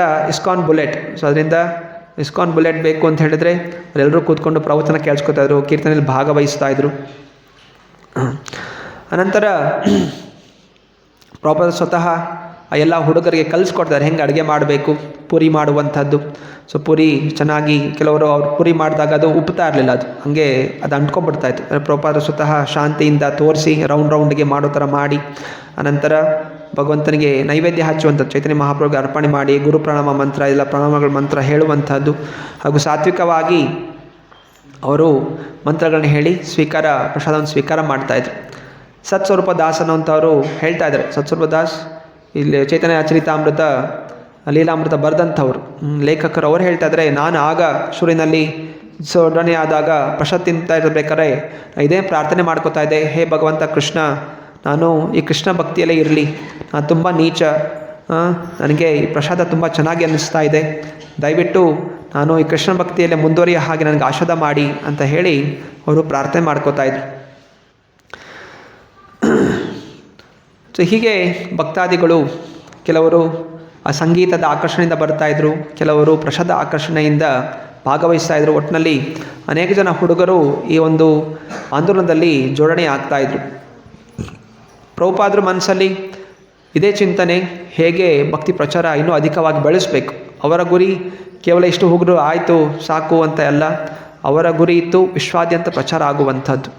1930ರಲ್ಲಿ ಆವಾಗ ಶುರುವಿನಲ್ಲಿ 25 ವರ್ಷ ಆವಾಗ ಇದ್ದಾಗ ಅವರು ಬೇರೆ ಗೌಡಿಯ ಮಠದ ಶಿಲ ಬಸವೇಶ್ವರ ಅವರ ಪತ್ರಿಕೆಗಳಿಗೆ ಅವರು ಲೆಟರ್ಸ್ಗಳು ಬರೀತಾಯಿದ್ರು, ಆರ್ಟಿಕಲ್ಸ್ ಬರೀತಾಯಿದ್ರು ನಾನು ಆಧ್ಯಾತ್ಮಿಕ ವಿಷಯಗಳ ಬಗ್ಗೆ. ನಂತರ ಕ್ರಮೇಣವಾಗಿ 1944ರಲ್ಲಿ ಸ್ವತಃ ಅವರೇ ಮರಳಿ ಭಗವಂತನೆಡೆಗೆ ಬ್ಯಾಕ್ ಟು ಗಾಡ್ ಹೆಡ್ ಅನ್ನೋಂಥ ಮ್ಯಾಗ್ಝಿನನ್ನು ಶುರು ಮಾಡಿದರು. ಕ್ರಮೇಣವಾಗಿ ಅವದು 1959ನಲ್ಲಿ ಶ್ರೀಮದ್ ಭಾಗವತಂ ಅದನ್ನು ಬರಲಿಕ್ಕೆ ಶುರು ಮಾಡಿದಾಗ ಆ back to Godhead monthly magazine ಅನ್ನೋದು ಅದು ನಿಂತೋಗಿತ್ತು. ಅನಂತರ ಈಗ ಅವರೆಲ್ಲರೂ ಕೂಡ ಈ ಮ್ಯಾಗ್ಝಿನ್ ತಿರ್ಗ ಶುರು ಮಾಡಬೇಕು, ಇವಾಗ ಅಮೆರಿಕದಲ್ಲಿ ಶುರು ಮಾಡೋಣ ಅಂತ ಹೇಳಿ ಯೋಚನೆ ಮಾಡ್ತಾ ಇದ್ದಾರೆ. ಆಗ ಅವರೊಬ್ಬರ ಶಿಷ್ಯ ಗರ್ಗಮುನಿ ದಾಸ್ ಅವರು ಎಲ್ಲ ಹುಡುಕಾಡ್ಬಿಟ್ಟು ಯಾರೋ ಒಬ್ಬರು ಮಾರಾಟ ಮಾಡ್ತಾಯಿದ್ದಾರೆ. ಹಳೆ ಪ್ರೆಸ್ ಪ್ರಿಂಟರ್ ಇದೆ, ಆ ಪ್ರಿಂಟಿಂಗ್ ಮಿಷಿನ್ ಇದೆ, AB ಡಿಕ್ ಪ್ರೆಸ್ ಅನ್ನುವಂಥವರು ಮಾರ್ತಾ ಇದ್ದಾರೆ, ನಾವು ಅದನ್ನು ತೊಗೋಬೋದು, 2 ಮಿಷಿನ್ ಇದೆ, $250ಗೆ ಕೊಡ್ತಾ ಇದ್ದಾರೆ ಅಂತ ಹೇಳಿದಾಗ ಪ್ರಭುಪಾದ್ ಹೋಗಿ ಅದೆಲ್ಲ ನೋಡ್ತಾರೆ. ನೋಡಿಬಿಟ್ಟು ಹೌದು ಈ ಮಿಷಿನ್ ಚೆನ್ನಾಗಿದೆ, ನಾವು ಇದನ್ನು ಉಪಯೋಗ ಮಾಡ್ಕೋಬೋದು ಅಂತ ಹೇಳಿ ಆ 2 ಪ್ರಿಂಟಿಂಗ್ ಮಿಷಿನ್ನು ತೊಗೊಂಬರ್ತಾರೆ. ಹಯಗ್ರೀವ ದಾಸ್ ಮತ್ತು ರಾಯರಾಮದಾಸ್ ಇವರೆಲ್ಲರೂ ಕೂಡ ನೀವು ಚೆನ್ನಾಗಿ ಆಂಗ್ಲ ಭಾಷೆಯಲ್ಲಿ ಬರುತ್ತೆ, ನೀವು ನಾನು ಹೇಳಿದಂತಹ ಒಂದು ಇದೆಲ್ಲ ಪ್ರವಚನಗಳಿದೆ ಹಾಗೂ ಏನೆಲ್ಲ ಭಾಗವತದಲ್ಲಿ ಕೊಟ್ಟಿದ್ದೀನಿ, ಇದನ್ನು ನೀವು ಅನುವಾದ ಮಾಡಿ ನೀವು ಅದನ್ನು ಹೇಗೆ ನಾನು ಹೇಳಿದ್ದೀನಿ ಅದರ ಪ್ರಕಾರ ನೀವು ಬ್ಯಾಕ್ ಟು ಗಾಡ್ ಹೆಡ್ ಮ್ಯಾಗ್ಝಿನಲ್ಲಿ ನೀವು ಪ್ರಿಂಟ್ ಮಾಡಿ ಇದನ್ನು ವಿತರಣೆ ಮಾಡಿ ಅಂತ ಹೇಳ್ತಾರೆ. ಸೊ ಹಾಗೆ ಎಲ್ಲ ಒಂದು ನಿರ್ದೇಶನ ಕೊಟ್ಟ ಮೇಲೆ ಹಯಗ್ರೀವ ಹಾಗೂ ರಾಯರಾಮ ಇವರಿಬ್ಬರು ಕೂಡ ಸೇರಿಕೊಂಡು ರಾತ್ರಿ ಎಲ್ಲ ಪ್ರಿಂಟಿಂಗ್ ಮಾಡೋಕ್ಕೆ ಶುರು ಮಾಡ್ತಾರೆ. ಅನೇಕ ದಿವಸಗಳ ನಂತರ ಸುಮಾರು 100 ಕಾಪಿಯಷ್ಟು ಆ back to Godhead magazine, ಸಣ್ಣ ಮ್ಯಾಗ್ಝಿನ್ ಒಂದು ಪ್ರಿಂಟಿಂಗ್ ಆಗುತ್ತೆ. ಸೊ ಪ್ರಭುಪಾದ್ ನೋಡಿದಾಗ ತುಂಬ ಖುಷಿ ಆಗುತ್ತೆ. ರಾತ್ರಿ ಆಗಿದ್ರು ಕೂಡ ಅವರು ಬರ್ತಾರೆ, ಎಷ್ಟೋ ಹುಡುಗರು ಶ್ರಮ ಪಡ್ತಾ ಇದ್ದಾರೆ, ಪ್ರಿಂಟ್ ಮಾಡ್ತಾಯಿದ್ದಾರೆ, ಒಬ್ಬರು ಅದನ್ನು ಬೈಂಡಿಂಗ್ ಮಾಡ್ತಾಯಿದ್ದಾರೆ. ಮತ್ತು ಪ್ರಭುಪಾದ್ರು ಬಂದಾಗ ಎಲ್ಲರೂ ಕೂಡ ನಮಸ್ಕಾರ ಮಾಡ್ತಾರೆ ಪ್ರಭುಪಾದ್ಗೆ. ಪ್ರಭುಪಾದ್ ಇಲ್ಲ ಎದ್ದೋಳಿ ಅಂತ ಹೇಳ್ತಾ ಖುಷಿಯಾಗಿ ಅವ್ರೇನು ಮಾಡ್ತಾರೆ, ಹಯಗ್ರೀವ ಅವ್ರನ್ನ ಕರೆದ್ಬಿಟ್ಟು ಅವ್ರಿಗೆ ಭಾಗವತಂ ಸೆಟ್ ಫ್ರೀಯಾಗಿ ಕೊಡ್ತಾರೆ. 3 ವಾಲ್ಯೂಮ್ ಬರೆದಂತಹ ಭಾಗವತಂ ಬರೆದ್ಬಿಟ್ಟು ಶ್ರೀಮಾನ್ ಹಯಗ್ರೀವ ದಾಸ್ ಅವರಿಗೆ ಅಭಯ ಚರಣಾರವಿಂದ ಭಕ್ತಿವಂಶ ಪ್ರಭುಪಾದರಿಂದ ಆಶೀರ್ವಾದಗಳು, ಚೆನ್ನಾಗಿ ಶ್ರದ್ಧೆಯಿಂದ ಕೆಲಸ ಮಾಡಿ, ಹಾಗೂ ಈ ಮ್ಯಾಗ್ಝಿನನ್ನು ಟೈಮ್ಸ್ ಮ್ಯಾಗ್ಝಿನ್ ಅಷ್ಟೇ ದೊಡ್ಡದಾಗಿ ನೀವು ಇದನ್ನು ಪ್ರಚಾರ ಮಾಡಿ ಅಂತ ಹೇಳಿದ್ರು. ಆಗ ಟೈಮ್ಸ್ ಮ್ಯಾಗ್ಝಿನ್ ತುಂಬ ಜಾಸ್ತಿ ಸೇಲ್ ಆಗ್ತಾಯಿತ್ತು, ಲಕ್ಷಾಂತರ ಜನ ಮ್ಯಾಗ್ಝಿನ್ಸ್ಗಳು ಓದ್ತಾರೆ. ಸೊ ಅಂತಹ ಒಂದು ಮ್ಯಾಗ್ಝಿನ್ ಅದು. ಸೊ ಅದೇ ರೀತಿ ಈ ಬ್ಯಾಕ್ ಟು ಗಾಡ್ ಹೆಡ್ ಕೂಡ ನೀವು ಪ್ರಚಾರ ಮಾಡಬೇಕು ಅಂತ ಹೇಳ್ತಾರೆ. ಸೊ ಹಾಗೆಯೇ ಬ್ರಹ್ಮಾನಂದ ದಾಸ್ ಹಾಗೂ ಗರ್ಗಮುನಿ ಸೊ ಇಬ್ಬರು ಕೂಡ ಸೇರಿಕೊಂಡು ರಾತ್ರಿ ಸೈಕಲ್ ತೊಗೊಂಡು ಆ 100 ಕಾಪಿಗಳನ್ನು ತೊಗೊಂಡು ಹೋಗ್ತಾರೆ. ಸೊ ರಾತ್ರಿ ಜನ ಅಲ್ಲಿ ಅಮೆರಿಕದಲ್ಲಿ ಹಗಲು ರಾತ್ರಿ ಎಲ್ಲ ಒಂದೇ, ಹಗಲಕ್ಕಿಂತ ಜಾಸ್ತಿ ರಾತ್ರಿ ಜನ ಓಡಾಡ್ತಾ ಇರ್ತಾರೆ. ಸೊ ಸೈಕಲ್ ತೊಗೊಂಡು ಆ 100 ಮ್ಯಾಗ್ಝಿನ್ಗಳು ತೊಗೊಂಡು ಹೋಗಿ ರಾತ್ರಿಯೆಲ್ಲ ಅವರು ವಿತರಣೆ ಮಾಡ್ತಾರೆ. ಇಲ್ಲೂ ಕೂಡ ಮೊನ್ನೆ ಅನೇಕ ಭಕ್ತಾದಿಗಳು ಈ ಕೃಷಿ ಮೇಳದಲ್ಲಿ ಹೋಗಿ ಬೆಳಗಿಂದ ರಾತ್ರಿ ತನಕ ಪುಸ್ತಕಗಳನ್ನು ವಿತರಣೆ ಮಾಡಿದ್ದಾರೆ. ಎಷ್ಟು ವಿತರಣೆ ಆಯಿತು ಪುಸ್ತಕಗಳು? 3 ದಿವಸನ? ಸುಮಾರು 3 ದಿವಸದಲ್ಲಿ ಸುಮಾರು 3 ದಿವಸದಲ್ಲಿ 150ರಿಂದ 200 ಪುಸ್ತಕಗಳು ಭಕ್ತಾದಿಗಳು ಪ್ರಚಾರ ಮಾಡಿದ್ದಾರೆ. ಅವ್ರಿಗೋಸ್ಕರ ಒಮ್ಮೆ ಹರೇ ಕೃಷ್ಣ ಅಂತ ಹೇಳೋಣ. ಹರೇ ಕೃಷ್ಣ ಕೃಷ್ಣ ಕೃಷ್ಣ ಹರೇ ಹರೇ, ಹರೇ ರಾಮ ರಾಮ ರಾಮ ಹರೇ ಹರೇ. ಧನ್ಯವಾದ ಸ್ವಯಂ ಸೇವಕರು. ಸೊ ಇದು ಪ್ರಭುಪಾದರ ಒಂದು ಇಚ್ಛೆ. ನಾವು ಭಗವಂತನ ತೃಪ್ತಿಪಡಿಸಬೇಕು ಅಂತ ಹೇಳಿದರೆ ಗುರುಗಳ ಆಜ್ಞೆಯನ್ನು ಪಾಲನೆ ಮಾಡಬೇಕು. ಸೊ ಗುರುಗಳ ಆಜ್ಞೆ ಏನಿದೆ ಇಲ್ಲಿ, ಪುಸ್ತಕಗಳ ವಿತರಣೆ ಮಾಡಿ. ಪುಸ್ತಕಗಳ ವಿತರಣೆ ಮಾಡಿದ್ರೆ ಜನರು ಆಧ್ಯಾತ್ಮಿಕ ಜೀವನಕ್ಕೆ ಬರಲಿಕ್ಕೆ ಸಾಧ್ಯ. ಒಂದು ಪ್ರವಚನ ಅರ್ಧ ಗಂಟೆ ಕೇಳ್ತೀರಾ, ಅರ್ಧ ಜನ ನಿದ್ರೆ ಮಾಡ್ಕೊಂಡು ಕೇಳ್ತೀರಾ, ಅರ್ಧ ಜನ ಅಲ್ಲಿ ಮಾತಾಡ್ಕೊಂಡು ಕೇಳ್ತೀರಾ.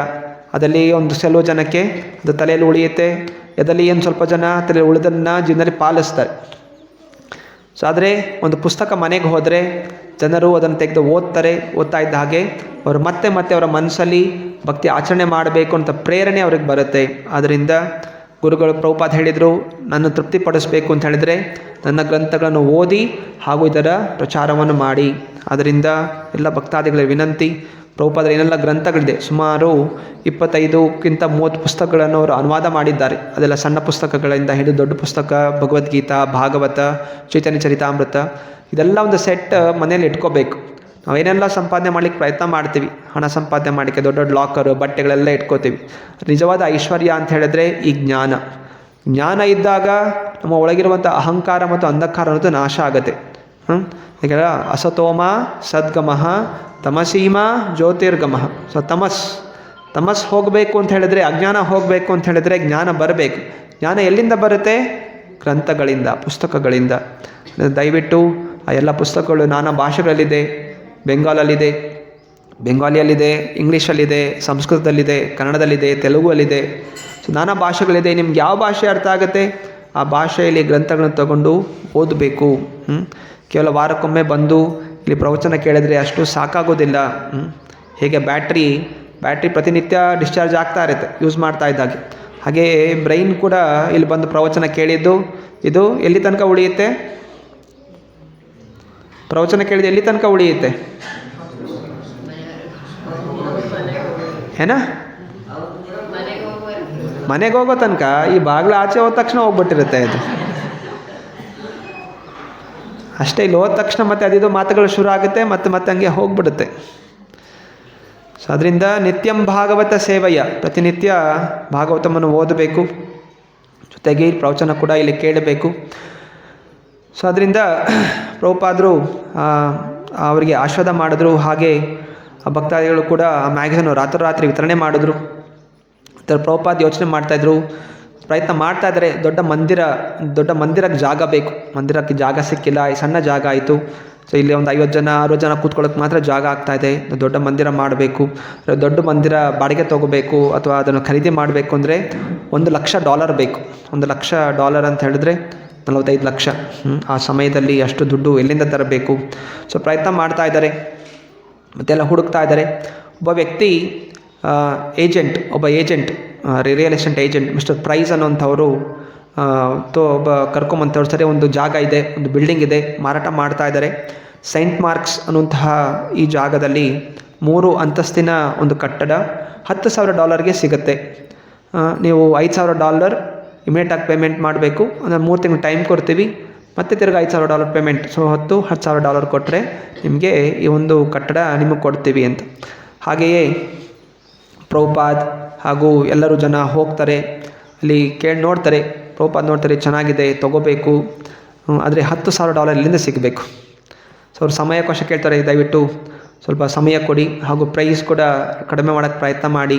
ನಾವು ಆಧ್ಯಾತ್ಮಿಕ ಸಂಸ್ಥೆಯವರು, ನಾವೇನು ಲಾಭಕ್ಕೋಸ್ಕರ ತೊಗೋತಾ ಇಲ್ಲ. ಸೊ ಆಗ ಏಜೆಂಟ್ ಹೇಳ್ತಾನೆ, ಸೊ ನೀವು ಆಧ್ಯಾತ್ಮಿಕ ಸಂಸ್ಥೆ ಆಗಿದ್ದಿರೋ ಕಾರಣವೇ ಟ್ಯಾಕ್ಸ್ ಫ್ರೀ ಆಗಿ ನಿಮ್ಗೆ ಸಿಗ್ತಾಯಿದೆ. ಸೊ ಟ್ಯಾಕ್ಸ್ ಇಲ್ಲ ಇದಕ್ಕೆ.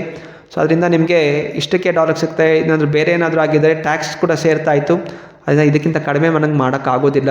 ಸೊ ಅದರಿಂದ ಈಗ ಅವರೆಲ್ಲರೂ $10,000 ಈಗ ಹೇಗೆ ತೊಗೋಬೇಕು, ಇದು ಅವರ ಚಿಂತನೆ ಆಗಿದೆ. ಮತ್ತು ಹೀಗೆ ಆದರೆ ಅವರ ಶಿಷ್ಯನಿಗೆ ಹೇಳ್ತಾರೆ, ನೋಡಿ ಹೆಂಗೆ ಮಾಡ್ತೀರಾ, ನಾವು ಕೂಡ ಹೇಗೆ ಪುಸ್ತಕ ಈಗ ದುಡ್ಡು ಬೇಕು ಅಂತ ಹೇಳಿದರೆ ಒಂದೇ ಒಂದು ಅವಕಾಶ, ಒಂದು ಪುಸ್ತಕ ವಿತರಣೆ ಆಗಬೇಕು. ಹಾಗೂ ಯಾರು ಆ ಭಕ್ತಾದಿಗಳು ಶಿಷ್ಯಂದರು ಬರ್ತಾ ಇದ್ದಾರೆ ಅವರ ಹಣ ಸಂಪಾದನೆ ಮಾಡಿ ಕೊಡಬೇಕಷ್ಟೆ. ಸೊ ಹೇಗೆ ಅಂತ ಆದರೂ ಒಂದು ಅವಕಾಶ ಇದೆ, ತೊಗೋಬೇಕು ಅಂತ ಹೇಳಿ ಎಲ್ಲರೂ ಕೂಡ ಉತ್ಸಾಹಿತರಾಗ್ತಾರೆ. ಹೆಂಗಾದ್ರೂ ಮಾಡಿ $10,000 ಕಲೆಕ್ಟ್ ಮಾಡಬೇಕು ಅಂತ. ಮತ್ತು ಒಬ್ಬ ವ್ಯಕ್ತಿ ಆಲನ್ ಕ್ಯಾಲ್ಮೆನ್, ಸೊ ಇವರು ಸೌಂಡ್ ಪ್ರೊಡ್ಯೂಸರ್, ಅಂದರೆ ಅವ್ರದ್ದು ಒಂದು ರೆಕಾರ್ಡಿಂಗ್ ಸ್ಟುಡಿಯೋ ಇತ್ತು. ಅನೇಕ ಜನರು ಸೌಂಡ್ ಮ್ಯೂಸಿಕ್ ರೆಕಾರ್ಡಿಂಗ್ ಮಾಡೋಕ್ಕೆ ಬರ್ತಾಯಿದ್ರು. ಆ ವ್ಯಕ್ತಿ ಕೂಡ ಇದರಿಂದ ಆಕರ್ಷಿತರಾಗಿ ಕೀರ್ತನೆಯಲ್ಲಿ ಬಂದು ಭಾಗವಹಿಸಿರ್ತಾರೆ ಪ್ರಭುಪಾದರ ಈ ಸ್ಟೋರ್ ಫ್ರಂಟ್ 5th Avenue ಅಲ್ಲಿ. ನಂತರ ಪ್ರಭುಪಾದ್ ಹೇಳ್ತಾರೆ, ಪ್ರಭುಪಾದ್ ನೀವು ಇಲ್ಲಿ ಕೀರ್ತನೆ ನಾವು ರೆಕಾರ್ಡ್ ಮಾಡಿದ್ರೆ ಹೇಗಿರುತ್ತೆ? ನಾವು ರೆಕಾರ್ಡ್ ಮಾಡಿದ್ರೆ ಇನ್ನೂ ಅಧಿಕವಾಗಿ ಜನರು ಕೇಳಿಸ್ಕೊತಾರೆ, ಬೇರೆ ಬೇರೆ ಜನಕ್ಕೆ ಪ್ರಚಾರ ಆಗುತ್ತೆ. ಅದರಿಂದ ಇದನ್ನು ಸೌಂಡ್ ರೆಕಾರ್ಡಿಂಗ್ ಮಾಡೋಣ ಅಂತ ಹೇಳಿ ಆಲನ್ ಕ್ಯಾಲ್ಮೆನ್ ಒಂದು ಸಲಹೆಯನ್ನು ಕೊಡ್ತಾರೆ. ಪ್ರಭುಪಾದರಿಗೆ ತುಂಬ ಖುಷಿಯಾಗುತ್ತೆ. ಒಳ್ಳೆಯದು, ಇಂತಹ ಒಂದು ಸಲಹೆ ಕೊಡ್ತಾ ಇದ್ದೀರಾ, ಆಯಿತು ಮಾಡೋಣ, ನಾವೆಲ್ಲ ಸೇರಿ ಈ ವಾಯ್ಸ್ ರೆಕಾರ್ಡಿಂಗ್, ಕೀರ್ತನೆ ರೆಕಾರ್ಡಿಂಗ್ ಮಾಡೋಣ ಅಂತ. ಸೊ ಇನ್ನೂ 2 ವಾರ ಸಮಯ ಇತ್ತು. ಇದು 1966. ಸೊ ಈಗ ಡಿಸೆಂಬರ್ ಸಮಯ ತುಂಬ ಚಳಿಗಾಲ, ಕ್ರಿಸ್ಮಸ್ ಸೀಸನ್. ಸೊ ಅದರಿಂದ ಅವರೆಲ್ಲರೂ ಕೂಡ ಒಂದು ರೆಕಾರ್ಡ್ ಮಾಡಿ ಜನರಿಗೆ ಇದನ್ನು ಕೊಡೋಣ ಅನ್ನೋ ಪ್ರಯತ್ನ ಅವ್ರು ಮಾಡ್ತಾಯಿದ್ರು. ಸೊ ಒಂದು ದಿವಸ ಮುಂಚೆ, ನಾಳೆ ರೆಕಾರ್ಡಿಂಗ್ ಅಂತ ಹೇಳಿದಾಗ ಅದರ ಹಿಂದಿನ ದಿವಸ ಒಬ್ಬ ಹುಡುಗ ಅಲ್ಲಿ ಬಂದಿರೋವಂಥವನು ಮೃದಂಗ ತೊಗೊಂಬಂದಿರ್ತಾನೆ. ಮೃದಂಗ ಅಲ್ಲ, ಅದು ಕೋಲ್ ಅಂತಾರೆ, ನಾವೇನು ಬಾರಿಸ್ತೀವಿ ಅದು ಕೋಲ್, ಬೆಂಗಾಲಲ್ಲಿ ಸಿಗುವಂಥದ್ದು. ಮೃದಂಗ ಥರ ಐತೆ, ಮೃದಂಗ ಎರಡು ಕಡೆ ದೊಡ್ಡದಿರುತ್ತೆ, ಅದೇ ಕೋಲಲ್ಲಿ ಒಂದು ಕಡೆ ದೊಡ್ಡದಿರುತ್ತೆ, ಒಂದು ಕಡೆ ಸಣ್ಣ ಇರುತ್ತೆ, ನಾವು ಬಾರಿಸುವಂತಹ ಆ ಒಂದು ವಾದ್ಯ. ಸೊ ಎಲ್ಲರೂ ಪ್ರಭುಪಾದ ಹುಡುಗನ ಕಡ್ಬಿಟ್ಟು ಕೇಳ್ತಾರೆ, ಪಾಯ್ಲಿಯ ಇದನ್ನು ಕೊಡು ಅಂತ. ಮತ್ತು ಕೊಟ್ಟಾಗ ಪ್ರಭುಪಾದಲ್ಲಿ ನುಡ್ಸೋಕ್ಕೆ ಶುರು ಮಾಡ್ತಾರೆ, ಕೋಲ್ ನುಡ್ಸೋಕ್ಕೆ ಶುರು ಮಾಡ್ತಾ ಇದ್ದಾಗೆ ಸೊ ಎಲ್ರಿಗೂ ಆಶ್ಚರ್ಯ ಆಗ್ಬಿಟ್ಟೆ, ಪ್ರಭುಪಾದ ಎಷ್ಟು ಚೆನ್ನಾಗಿ ನುಡಿಸ್ತಾ ಇದ್ದಾರೆ, ತರ್ತಂಥ ಡ್ರಮ್ಸ್ಗಳಿಂದ ಚೆನ್ನಾಗಿ ಒಳ್ಳೆ ಸೌಂಡ್ ಬರ್ತಾ ಇತ್ತು ಅದರಲ್ಲಿ. ಮತ್ತು ಆ ಹರೇ ಕೃಷ್ಣ ಮಂತ್ರ ಹಾಡೋದಕ್ಕೂ ಕೂಡ ತುಂಬ ಅನುಕೂಲ ಆಗ್ತಾಯಿತ್ತು. ಮತ್ತು ಆಗ ಪ್ರಭುಪಾದ ಹೇಳ್ತಾರೆ, ಆಯಿತು. ಆ ಹುಡುಗನ ಕೇಳ್ತಾರೆ, ಇದೊಂದು ದಿವಸ ನನಗೆ ಕೊಡು, ನಾಳೆ ನಮ್ಮದು ಒಂದು ಮ್ಯೂಸಿಕ್ ರೆಕಾರ್ಡಿಂಗ್ ಇದೆ, ಮಾಡ್ಕೊಂಡು ನಾಳೆ ನಾಳೆ ಸಾಯಂಕಾಲ ತಂದು ಕೊಡ್ತೀನಿ ಅಂತ. ಆ ಹುಡುಗ ಹೇಳ್ತಾನೆ, ನಾಳೆನೇ ತೊಗೊಂಬರ್ತೀನಿ ಅಂತ. ತೊಗೊಂಡು ಹೊಟ್ಟೋಗ್ಬರ್ತಾನೆ. ಎಲ್ಲರೂ ಯೋಚನೆ ಮಾಡ್ತಾರೆ, ಬಹುಶಃ ತರ್ತಾನೋ ಏನೋ ಇಲ್ಲ ಅಂತ. ಅದೇ ಮರು ದಿವಸ ಆದಾಗ ಆ ಹುಡುಗ ಬರ್ತಾನೆ, ಆ ಕೋಲನ್ನ ತೊಗೊಂಬರ್ತಾನೆ. ಮತ್ತು ಎಲ್ಲ ಕೀರ್ತನಾನಂದ ದಾಸ, ರಮಾನಂದ ದಾಸ ಇವರೆಲ್ಲರೂ ಕೂಡ ಬೇರೆ ಬೇರೆ ವಾದ್ಯಗಳು ತೊಗೊಂಡು, ಒಂದು ಹಾರ್ಮೋನಿಯಂ ಇದೆಲ್ಲ ತೊಗೊಂಡು ಅವ್ರು ಹೋಗ್ತಾರೆ ಅಡೆಲ್ಫಿ ರೆಕಾರ್ಡಿಂಗ್ ಸ್ಟುಡಿಯೋ. ಸೊ ಅಲ್ಲಿ ನಾನಾ ರೀತಿಯ ಬೇರೆ ಬೇರೆ ಜನರು ಕೂಡ ಬಂದಿರ್ತಾರೆ, ಅವರು ಕೂಡ ಅವರ ಸೌಂಡ್ ರೆಕಾರ್ಡಿಂಗ್ಗೋಸ್ಕರ ಬಂದಿರ್ತಾರೆ. ಅವ್ರಿಗೆಲ್ಲ ಒಂದೊಂದು ಗ್ರೂಪ್ದು ಹೆಸರು ಇರುತ್ತೆ. ಅವ್ರು ಕೇಳ್ತಾರೆ, ನಿಮ್ಮದೇನು ಗ್ರೂಪ್ ಹೆಸರು ಅಂತ. ಸೊ ಅವ್ರು ಯೋಚನೆ ಮಾಡಿದೆ, ಏನು ಹೇಳೋದು, ನಾವು ಹರೇ ಕೃಷ್ಣ ಚಾಂಟರ್ಸ್ ಗ್ರೂಪ್ ಅಂತ ಹೇಳಿ ಅಲ್ಲೇ ಬ್ರಹ್ಮಾನಂದ ಪ್ರಭು ಹೇಳ್ತಾರೆ. ಹೀಗೆ ಒಂದು ಹೆಸರು ಕೊಟ್ಟರು ಅಷ್ಟೇ, ಹರೇ ಕೃಷ್ಣ ಚಾಂಟರ್ಸ್ ಅಂತ. ಸೊ ತಂಬೂರಿ, ಹಾರ್ಮೋನಿಯಂ, ಖೋಲ್, ಕರ್ತಾಳ, ಸೊ ಇದಿಷ್ಟು ಅಲ್ಲಿ ರೆಕಾರ್ಡಿಂಗ್ ಸ್ಟುಡಿಯೋ ಒಳಗಡೆ ಅವರು ಆ್ಯಲನ್ ಕ್ಯಾಲ್ಮೆನ್ ಸ್ವಾಗತ ಮಾಡ್ತಾರೆ. ಮತ್ತು ಎಲ್ಲರೂ ಕೂಡ ನೆಲದ ಮೇಲೆ ಕೂತ್ಕೋತಾರೆ. ಕೂತ್ಕೊಂಡು ಎಲ್ಲರೂ ಒಂದೊಂದು ವಾದ್ಯಗಳನ್ನು ತೊಗೊಂಡಿದ್ದಾರೆ. ಮತ್ತು ಸೌಂಡೆಲ್ಲ ಸೆಟ್ ಮಾಡಿಕೊಂಡು ನಂತರ ಪ್ರಭುಪಾದರಿಗೆ ಹಾಡಲಿಕ್ಕೆ ಶುರು ಮಾಡ್ತಾರೆ. ಸೊ ಈ ಮೊದಲ ರೆಕಾರ್ಡ್ ಆದಂತಹ ಮ್ಯೂಸಿಕ್, ಭಾರತದ ದೇಶದ ಈ ಒಂದು ಕೀರ್ತನೆ. ಸೊ ಇದು ಪ್ರಭುಪಾದರು ಅಮೇರಿಕಾಗೆ ಹೋಗಿ ಪ್ರಥಮವಾಗಿ ಇದನ್ನು ಹಾಡಿರುವಂತಹದ್ದು.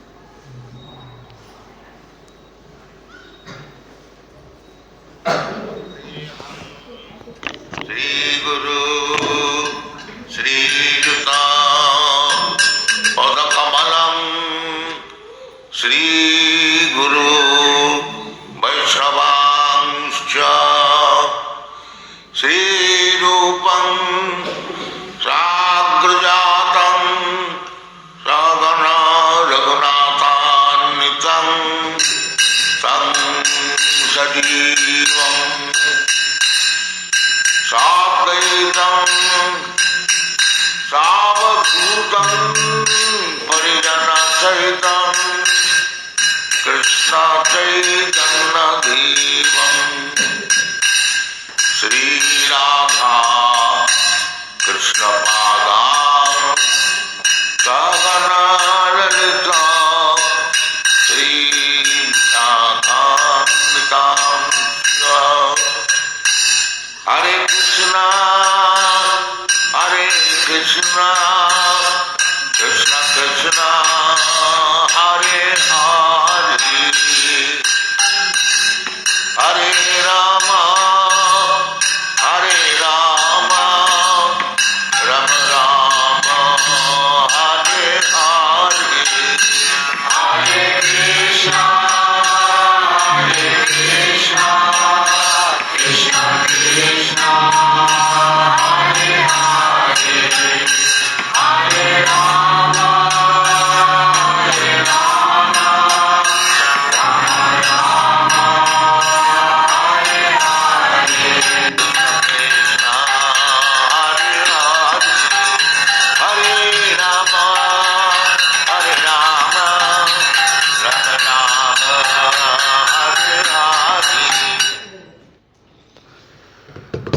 ಸೊ ಈ ಒಂದು ಕೀರ್ತನೆ 6 ನಿಮಿಷದ ಈ ಹಾಡು 1967. ಸೊ ಈ ಸಮಯದಲ್ಲಿ ಈ ಹಾಡು ಅಮೇರಿಕನ್ ಸ್ಟುಡಿಯೋ, ಅಡೆಲ್ಫಿ ರೆಕಾರ್ಡಿಂಗ್ ಸ್ಟುಡಿಯೋ ಅಲ್ಲಿ ಇದು ಹಾಡಿರುವಂಥದ್ದು. ಒಂದೇ ಒಂದು ಮೊದಲು ಪ್ರಭುಪಾದರ ಆ ಪ್ರಾರ್ಥನೆಯಿಂದ ಕೃಷ್ಣ ಚಿಂತನೆ ಮಾಡ್ತಾ ಮೊದಲು ಅವರು ಹಾಡಕ್ಕೆ ಶುರು ಮಾಡ್ತಾರೆ. ಮತ್ತು ಸ್ಲೋ ಆಗಿ ತಂಬೂರಿ ಶುರು ಆಗುತ್ತೆ, ಹಾರ್ಮೋನಿಯಂ ಶುರು ಆಗುತ್ತೆ, ಮೃದಂಗ ಶುರು ಆಗುತ್ತೆ, ಪ್ರಭುಪಾದ ಹಾಡ್ತಾರೆ, ಮಿಕ್ದವರು ಚಪ್ಪಾಳೆ ತಟ್ತಾ ಇದನ್ನು ಹಾಡ್ತಾರೆ. ಸೊ ಇದೆಲ್ಲ ರೆಕಾರ್ಡಿಂಗ್ ಆದ ತಕ್ಷಣ ಆಲನ್ ಕ್ಯಾಲ್ಮೆನ್ ತುಂಬ ಚೆನ್ನಾಗಿ ಬಂದಿದೆ, ಬಹುಶಃ ಇದು ನಮ್ಮ ಪ್ರಕಾರ ಇದು ಸೂಪರ್ ಹಿಟ್ ಆಗುತ್ತೆ, ಅನೇಕ ಸೇಲ್ಸ್ ಆಗುತ್ತೆ, ಸೌಂಡ್ ರೆಕಾರ್ಡಿಂಗ್ ಇದು ತುಂಬ ಚೆನ್ನಾಗಿ ಆಗಿದೆ ಅಂತ ಹೇಳಿದ್ದಾರೆ. ಅನಂತರ ಮುಕುಂದ ಮತ್ತು ಜಾನಕಿ, ಸೊ ಮುಕುಂದ ಇವರೊಬ್ಬರು ಪ್ರಭುಪಾದರ ಮೊದಲ ಶಿಷ್ಯಂದರು, ಅವರೀಗ ಸ್ಯಾನ್ ಫ್ರಾನ್ಸಿಸ್ಕೋಲಿದ್ದಾರೆ.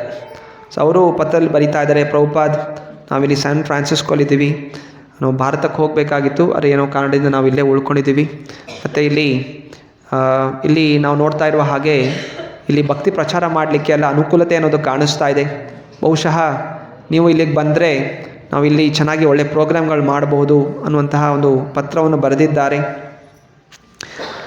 ಅನಂತರ ಪ್ರಭುಪಾದ್ ಸೊ ಇದೆಲ್ಲ ಕೇಳಿಸ್ಕೊಂಡು ಅವರು ಶಿಷ್ಯನಿಗೆ ಹೇಳ್ತಾ ಇದ್ದಾರೆ, ನಮ್ಮ ಉದ್ದೇಶ ಕೇವಲ ಇಲ್ಲಿ ಒಂದೇ ಅಲ್ಲ, ಇನ್ನೂ ರಷ್ಯಾದಲ್ಲಿ, ಚೈನಾದಲ್ಲಿ ಇಲ್ಲೆಲ್ಲ ಕೂಡ ಮಂದಿರ ಸ್ಥಾಪನೆ ಮಾಡಬೇಕು, ಹಾಗೂ ಈ ಭಗವದ್ಗೀತಾ ಅನ್ನುವಂಥದ್ದು ಎಲ್ಲ ಕಡೆ ಪ್ರಚಾರ ಆಗಬೇಕು. ಆ ಭಾಷೆಗಳಲ್ಲಿ ಯಾವ್ಯಾವ ದೇಶಗಳಿದೆ ಆ ದೇಶಗಳಲ್ಲಿ ಆ ದೇಶದ ಭಾಷೆಯಲ್ಲಿ ಇದೆಲ್ಲ ಭಗವದ್ಗೀತೆ ಅನುವಾದವಾಗಿ ಪ್ರಚಾರ ಆಗಬೇಕು, ಜನರು ಓದಬೇಕು ಅನ್ನೋದು ನನ್ನ ಇಚ್ಛೆ ಆಗಿದೆ ಅನ್ನೋದು ಪ್ರಭುಪಾದರು ವ್ಯಕ್ತಪಡಿಸಿದರು. ಯಾವಾಗ ಅವತ್ತು ರಾತ್ರಿ ಪ್ರಭುಪಾದರು ರೆಕಾರ್ಡಿಂಗ್ ಆದಮೇಲೆ ವಾಪಸ್ ಬರ್ತಾರೆ, ಮರುದಿವಸ ಬೆಳಗ್ಗೆ ಅವ್ರಿಗೂ ತುಂಬ ಸುಸ್ತಾಗ್ಬಿಟ್ಟಿರುತ್ತೆ, ಎಚ್ಚರ ಆಗೋದು ತುಂಬ ಕಷ್ಟ ಆಗುತ್ತೆ. ಪ್ರಭುಪಾದ್ ಹೇಳ್ತಾಯಿದ್ರು, ಯಾಕೋ ಹೃದಯದಲ್ಲಿ ಸ್ವಲ್ಪ ನೋವು ಅಂತ ಅನ್ನಿಸ್ತಾ ಇದೆ, ತುಂಬ ಸುಸ್ತಾಗ್ತಾ ಇದೆ. ಇದು ಕೇಳಿದಾಗ ಕೀರ್ತನಂದ ದಾಸ್ ಅವ್ರಿಗೆ ತುಂಬ ಗಾಬರಿ ಆಗುತ್ತೆ. ಅವರು ಇವಾಗ ಯೋಚನೆ ಮಾಡ್ತಾರೆ, ಪ್ರಭುಪಾದರು ಎಷ್ಟು ಶ್ರಮ ಪಡ್ತಾ ಇದ್ದಾರೆ, ಎಷ್ಟು ಸಮಯದಿಂದ ಅವರು ಆವಾಗಲೇ ಅವರು ಅಡುಗೆನಲ್ಲಿ ಬರಬೇಕಾದ್ರೆ ಭಾರತದಿಂದ ಅಮೆರಿಕಕ್ಕೆ ಬರಬೇಕಾದ್ರೆ 2 ಬಾರಿ ಹೃದಯ ಆಘಾತ ಆಗಿತ್ತು, ಹಾರ್ಟ್ ಅಟ್ಯಾಕ್ ಬಂದಿತ್ತು. ಆದರೂ ಕೂಡ ಭಗವಂತನ ಕೃಪೆಯಿಂದ ಹಾಗೂ ಅವರ ಒಂದು ದೃಢವಾದ ಸಂಕಲ್ಪದಿಂದ ಅವರು ಪ್ರಚಾರ ಮಾಡ್ತಾ ಇದ್ದಾರೆ. ಮತ್ತು ಇವಾಗ ಅವ್ರಿಗೆ ಮತ್ತೆ ಸುಸ್ತಾಗಿ ಬೆಳಗಿನ ಜಾವ ಎದ್ದೇಳ್ತಾ ಇದ್ದಾರೆ, ಪ್ರವಚನಗಳು ಕೊಡ್ತಾ ಇದ್ದಾರೆ, ಅಡುಗೆ ಮಾಡ್ತಾ ಇದ್ದಾರೆ, ತಿರ್ಗ ರಾತ್ರಿನೂ ಕೂಡ ಕೂತ್ಕೊಂಡು ಗ್ರಂಥಗಳನ್ನ ಅನುವಾದ ಮಾಡ್ತಾ ಇದ್ದಾರೆ. ನಾವೆಲ್ಲರೂ ಕೂಡ ಅವ್ರಿಗೆ ಸಹಾಯ ಮಾಡಬೇಕು ಅನ್ನುವಂಥ ಭಾವನೆ, ಮತ್ತು ನಾವು ಗುರುಗಳಿಗೆ ಸ್ವಲ್ಪ ಆರಾಮ್ ಕೊಡಬೇಕು, ರೆಸ್ಟ್ ಕೊಡಬೇಕು ಅನ್ನೋಂಥ ಚಿಂತನೆ ಅವರು ಮಾಡ್ತಾ ಇದ್ದಾರೆ. ಅನಂತರ ಮರುದಿವಸ ಬೆಳಗ್ಗೆ, ಇದು ನವಂಬರ್ 19th 1966, ಸೊ ಆ ದಿವಸ ಇದು ರೆಕಾರ್ಡಿಂಗ್ ಆಗಿದ್ದಂಥದ್ದು. ಅದರ ನಂತರ ಮರುದಿವಸ ಪ್ರಭುಪಾದ್ ಬೆಳಗ್ಗೆ ಭಾಗವತಂ ಕ್ಲಾಸಿಗೆ ಬಂದಾಗ ಅವರು ಭಾಗವತಂ ಬುಕ್ ತರೋದಿಲ್ಲ, ಬದಲಾಗಿ ಇನ್ನೊಂದು ಕೆಂಪು ಪುಸ್ತಕ ತೊಗೊಂಬರ್ತಾರೆ. ಸೊ ಎಲ್ಲರೂ ಆಶ್ಚರ್ಯ ಆಗುತ್ತೆ, ಇದೇನು ಹೊಸ ಪುಸ್ತಕ ತೊಗೊಂಬಂದಿರ ಅಂದ ತಕ್ಷಣ ಪ್ರಭುಪಾದ್ ಚೈತನ್ಯ ಚರಿತಾಮೃತ ತಂದಿದ್ರು. ಚೈತನ್ಯ ಚರಿತಾಮೃತ, ಚೈತನ್ಯ ಮಹಾಪ್ರಭುಗಳ ಜೀವನ ಚರಿತ್ರೆ ಹಾಗೂ ಅವರು ಮಾಡಿದಂತಹ ಲೀಲೆಗಳು. ಸೊ ಪ್ರಭುಪಾದ್ರಿಗೆ ಅನ್ನಿಸ್ತು, ಮುಖ್ಯವಾಗಿ ಭಾಗವತಕ್ಕಿಂತ ಜಾಸ್ತಿ ಇದು ಕಲಿಯುಗದಲ್ಲಿ ಚೈತನ್ಯ ಮಹಾಪ್ರಭುಗಳ ಲೀಲೆಯನ್ನು ಜನರಿಗೆ ಗೊತ್ತಾಗಬೇಕಾಗಿದೆ. ಯಾಕಂದರೆ ಕಲಿಯುಗದ ಅವತಾರ ಚೈತನ್ಯ ಮಹಾಪ್ರಭು ಹಾಗೂ ನಿತ್ಯಾನಂದ ಪ್ರಭುಗಳು. ಆದ್ದರಿಂದ ಹುಡುಗರಿಗೆ ಈಗೆಲ್ಲ ಸ್ವಲ್ಪ ಮಟ್ಟಿಗೆ ಕೃಷ್ಣ ಇದೆಲ್ಲ ಅರ್ಥ ಆಗಿದೆ. ಬಹುಶಃ ಮುಂದೆ ಅವರೇ ಈ ಗ್ರಂಥಗಳನ್ನು ಅನುವಾದ ಮಾಡ್ಬೋದು. ಆದರೆ ಚೈತನ್ಯ ಚರಿತಾಮೃತ ಬಗ್ಗೆ ನಾನು ಹೇಳಬೇಕು ಅಂತ ಹೇಳಿ ಚೈತನ್ಯ ಮಹಾಪ್ರಭುಗಳು ಈ ಚೈತನ್ಯ ಲೀಲಾವನ್ನು ಹೇಳ್ತಾ ಹೋಗ್ತಾರೆ. ರೂಪ ಗೋಸ್ವಾಮಿ, ಸನಾತನ ಗೋಸ್ವಾಮಿ ಅವರೆಲ್ಲರ ಕಥೆಗಳನ್ನು ಹೇಳ್ತಾ ಹೋಗ್ತಾರೆ. ಹಾಗೆಯೇ ಜದುರಾಣಿ, ಸೊ ಇವರು ಪ್ರಭುಪಾದರ ಆದೇಶಾನುಸಾರ ನಾನಾ ರೀತಿಯ ಚಿತ್ರಗಳನ್ನು ಬಿಡಿಸ್ತಾರೆ, ಪೇಂಟಿಂಗ್ಗಳು ಮಾಡಿದ್ದಾರೆ. ಚೈತನ್ಯ ಮಹಾಪ್ರಭುಗಳದ್ದು ಚತುರ್ಭುಜ ವಿಷ್ಣು, ಸೊ ಇದೆಲ್ಲ ಕೂಡ ಅವರು ಪೇಂಟಿಂಗ್ ಮಾಡಿ ಕೊಡ್ತಾ ಇದ್ದಾರೆ. ಪ್ರಭುಪಾದರು ನೋಡ್ತಾ ಇದ್ದಾರೆ ಹೇಗೆಲ್ಲ ತನ್ನ ಈ ಹೊಸ ಭಕ್ತಾದಿಗಳು 1966 ಸ್ಥಾಪನೆ ಆಗಿದ್ದು, ಈಗ ಕೆಲವು 6 ತಿಂಗಳೇ ಆಗಿದೆ. ಸೊ ಅದರಿಂದ ಸ್ವಲ್ಪ ಗಂಭೀರತೆಯಿಂದ ತೊಡಗಿದಂಥ ಹುಡುಗರು ಕೀರ್ತಾನಂದ ದಾಸ್, ಬ್ರಹ್ಮಾನಂದ ದಾಸ್, ಅಚ್ಯುತಾನಂದ ದಾಸ್, ಗರ್ಗಮುನಿ, ಸತ್ಸ್ವರೂಪ, ಹಯಗ್ರೀವ, ಉಮಾಪತಿ, ಜದುರಾಣಿ, ರೂಪಾನುಗ, ದಾಮೋದರ, ಸೊ ಇವರೆಲ್ಲರೂ ಕೂಡ ಫುಲ್ ಟೈಮ್ ಇದ್ದಂಥವ್ರು. ಅಲ್ಲೇ ಆ ಸ್ಟೋರ್ ಫ್ರಂಟಲ್ಲೇ ನಿವಾಸ ಮಾಡ್ತಾ ಇದ್ದಾರೆ.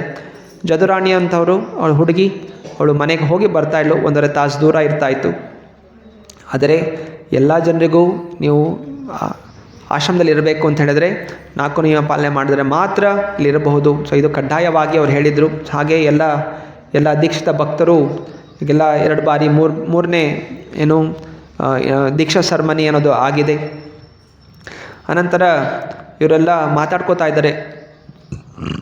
ಪ್ರಭುಪಾದರಿಗೆ ಸುಸ್ತಾಗ್ತಾ ಇದೆ, ಹಾಗೂ ಜೊತೆಯಲ್ಲಿ ಅವರ ವೀಸಾ ಕೂಡ ರಿನ್ಯೂವಲ್ ಆಗ್ತಾ ಇಲ್ಲ ಸರಿಗೆ.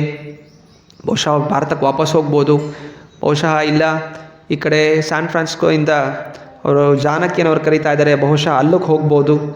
ಇನ್ನೊಬ್ರು ಯೋಚನೆ ಮಾಡ್ತಾರೆ, ಯಾಕೆ ಅಲ್ಲಿ ಹೋಗಬೇಕು, ಈಗ ನಮ್ಮ ಹತ್ರ ಪ್ರಿಂಟಿಂಗ್ ಪ್ರೆಸ್ ಇದೆ, ಮತ್ತು ಇಲ್ಲಿ ನಾವು ಹೊಸ ದೊಡ್ಡ ಒಂದು ಜಾಗ ಕೂಡ ಹೋಗ್ತಾ ಇದ್ದೀವಿ, ಇಂದ ಇಲ್ಲೇ ಇರಬೇಕಲ್ಲ, ಇಲ್ಲೇ ಇದ್ದು ನಾವು ಪ್ರಭುಪಾದರ ಒಂದು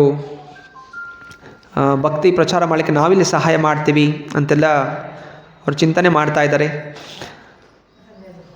ಅನಂತರ ಪ್ರಭುಪಾದರು ಇನ್ನೂ ಚಿಂತನೆ ಮಾಡ್ತಾ ಇದ್ದಾರೆ, ಇಷ್ಟೆಲ್ಲ ಪ್ರಚಾರ ಆಗಿದೆ, ಆದರೆ ಇನ್ನೂ ನಮ್ಮ ಸಂಸ್ಥೆದೇ ಭಗವದ್ಗೀತೆ ಅನ್ನೋದು ಇಲ್ಲ. ಇನ್ನೂ ಕೂಡ ನಾವು ಬೇರೆ ಯಾರೋ ಬರೆದಂತಹ ಭಗವದ್ಗೀತೆ ಓದ್ತಾ ಇದ್ದೀವಿ, ಅದು ಮಾಯಾವಾದಿ ತತ್ವಗಳು ಜಾಸ್ತಿ ಇದೆ, ನಿರಾಕಾರ ಚಿಂತನೆ ಇಂಥರ ಒಂದು ಗ್ರಂಥ ಇದೆ. ಅದರಿಂದ ಶುದ್ಧವಾದಂತಹ ಕೃಷ್ಣ ಭಕ್ತಿ, ಭಗವಂತ ಸಚ್ಚಿದಾನಂದ ರೂಪಿ ಅನ್ನುವಂತಹ ಒಂದು ನಿರೂಪಣೆ ಆಗುವಂತಹ ಭಗವದ್ಗೀತಾ ಇದು ನಾವು ಮಾಡಬೇಕು, ನಮ್ಮದೇ ಪ್ರಿಂಟಿಂಗ್ ಆಗಬೇಕು. ಸೊ ಇದಕ್ಕಿಂತ ಮುಂಚೆ ಪ್ರಭುಪಾದರು ಅನುವಾದ ಮಾಡಿದರು, ಅದೇನಾಗಿತ್ತದು ಭಾರತೀಯದಾಗ ಪ್ರಭುಪಾದ ಬರೆದಂತಹ ಭಗವದ್ಗೀತೆ? ಹಾಂ, ಅವ್ರ ಹೆಂಡತಿ ಏನು ಮಾಡಿದ್ಲು, ಟೀಗೋಸ್ಕರ ಅದನ್ನ ಮಾರ್ಬಿಟ್ಬಿಟ್ಟಿದ್ರು. ಸೊ ಈಗ ಪ್ರಭುಪಾದರು ಮತ್ತೆ ತಿರ್ಗಾ ಅದನ್ನು ಬರೀತಾ ಇದ್ದರು, ಅದನ್ನು ಅನುವಾದ ಮಾಡಿದರು, ಈಗ ರೆಡಿ ಆಗಿದೆ. ಸೊ ಈಗ ಅದನ್ನು ಟೈಪ್ ಮಾಡಬೇಕು. ಆಗ ಇನ್ನೊಬ್ಬ ಹುಡುಗ ಬರ್ತಾನೆ, ನೀಲ್ ಅನ್ನೋಂಥವನು, ಅವನು ಫಾಸ್ಟ್ ಟೈಪಿಂಗ್ ಮಾಡುವಂಥವನು. ಅವ್ನು ಬಂದಾಗ ನಾನೇನೋ ಸೇವೆ ಮಾಡ್ಬೋದಾ ಅಂತ ಕೇಳಿದಾಗ ಪ್ರಭುಪಾದ್ ಅವ್ರು ಬರೆದಿರುವಂಥದ್ದು ಎಲ್ಲವನ್ನು ಕೊಟ್ಬಿಡ್ತಾರೆ, ತಗೋಪ್ಪ ಇದನ್ನು ತೊಗೊಂಡು ನೀನು ಆದಷ್ಟು ಶೀಘ್ರವಾಗಿ ಇದನ್ನು ಟೈಪ್ ಮಾಡು ಮತ್ತು ಇದನ್ನು ಪ್ರಿಂಟಿಂಗ್ ಮಾಡೋಣ ಅಂತ.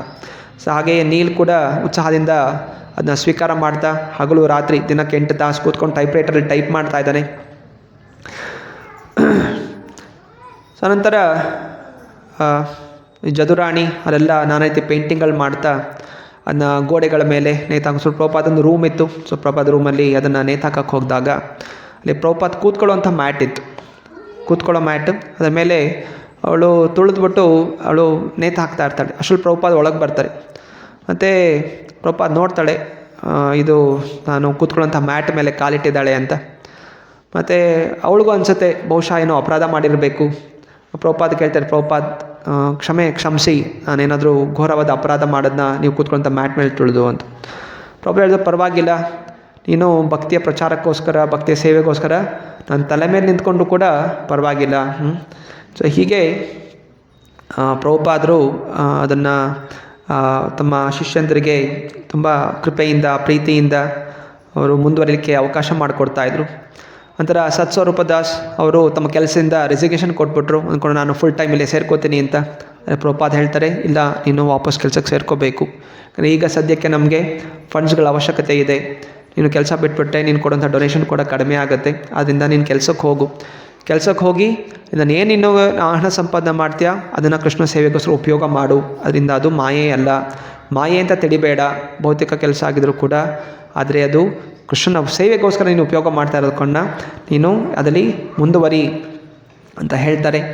ಸೊ ಹಾಗೆಯೇ ಮತ್ತು ಇನ್ನೂ ಕೆಲವರು ಎಲ್ಲ ದೀಕ್ಷಿತ ಭಕ್ತರು ಇನ್ನೂ ಕೂದಲೆಲ್ಲ ಕತ್ತರಿಸಿಲ್ಲ, ಕೂದಲಲ್ಲಿ ಹಂಗೆ ಉದ್ದುದ್ದ ಇಟ್ಕೊಂಡಿದ್ರು. ಗರ್ಗಮುನಿ ಅವ್ರದ್ದು ಕೂದಲು ಇನ್ನೂ ಉದ್ದ ಇತ್ತು, ಅದಕ್ಕೆ ಗರ್ಗಮುನಿಗೆ ಹೇಳ್ತಾಯಿದ್ರು, ಆದಷ್ಟು ಬೇಗ ಅದು ಆ ಕೂದಲನ್ನ ಕತ್ತರಿಸಪ್ಪ, ಅದೇನು ಅಷ್ಟು ದಪ್ಪ ಕೂದಲು ಬಿಟ್ಕೊಂಡಿದ್ಯಾ ಅಂತ ಹೇಳಿ ಬೈತಾಯಿದ್ರು. ಸೊ ನಂತರ ಈ ಕಡೆ ಮುಕುಂದ ದಾಸ್ ಇವರು ಸ್ಯಾನ್ ಫ್ರಾನ್ಸಿಸ್ಕೋಯಿಂದ ಮತ್ತೆ ಅವರು ಟಿಕೆಟ್ ಕಳಿಸ್ತಾರೆ, ಫ್ಲೈಟ್ ಟಿಕೆಟ್ ಕಳಿಸ್ತಾರೆ. ಸ್ವಾಮೀಜಿ, ನಾವು ಇಲ್ಲಿ ಎಲ್ಲ ಅರೇಂಜ್ಮೆಂಟ್ ಮಾಡಿದ್ದೀವಿ, ಇನ್ನೊಂದು ದೊಡ್ಡ ಪ್ರೋಗ್ರಾಮ್ ಮಾಡೋಣ, ಎಲ್ಲ ಸೆಟ್ ಮಾಡಿದ್ದೀನಿ. ಮಂತ್ರ ರಾಕ್ ಡ್ಯಾನ್ಸ್ ಅಂತ ಕಾರ್ಯಕ್ರಮ, ಇಲ್ಲಿ ಬೇರೆ ಬೇರೆ ಗಾಯಕರು ಕೂಡ ಬರ್ತಾರೆ.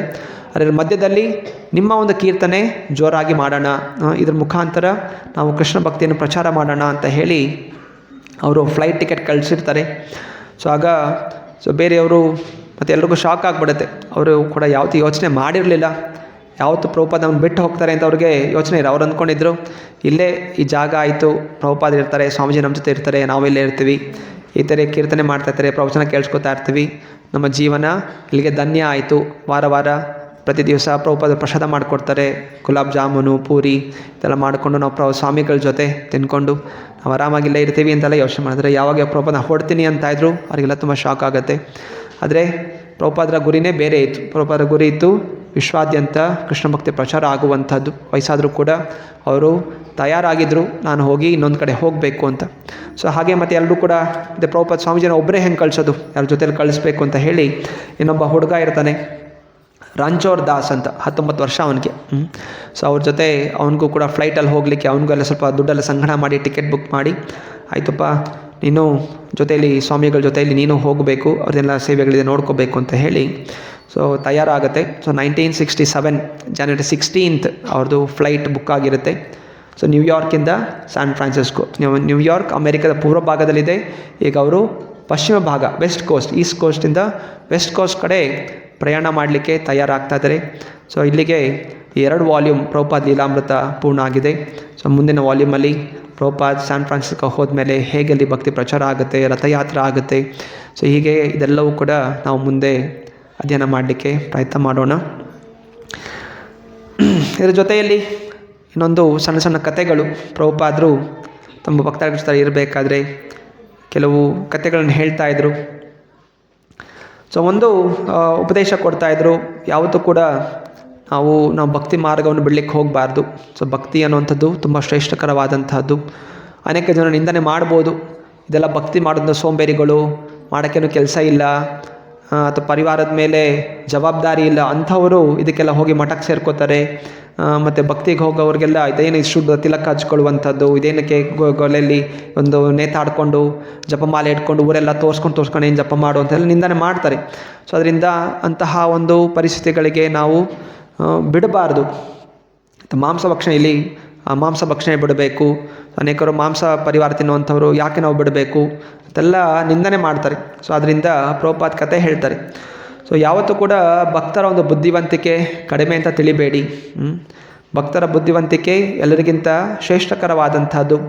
ಬೇರೆ ಜನರಿಗೆ ಬುದ್ಧಿ ಇಲ್ಲ, ಬುದ್ಧಿ ಇಲ್ದಿರೋ ಕಾರಣ ಅವ್ರು ಬಾಯಿಗೆ ಬಂದಿದ್ದು ಮಾತಾಡ್ತಾರೆ. ಆ ಬುದ್ಧಿ ಇಲ್ದಿರೋ ಜನ ಜಾಸ್ತಿ ಇದ್ದಾರೆ. ಹಾಗಂತ ಜಾಸ್ತಿ ಇದ್ದಾರೆ ಅಂತ ಹೇಳಿ ನಾವು ಭಕ್ತಾದಿಗಳು ನಮ್ಮ ಏನು ನಿಯಮಗಳಿದೆ, ವ್ರತಗಳಿದೆ, ಇದನ್ನು ನಾವು ತ್ಯಾಗ ಮಾಡಲಿಕ್ಕೆ ಹೋಗಬಾರ್ದು. ಆಫರಿಂಗ್ ನಡೀತಾ ಇದೆ, ಆರತಿ ಮಾಡಲಿಕ್ಕೆ ಹೇಳಿ ಮತ್ತಿದ್ದು.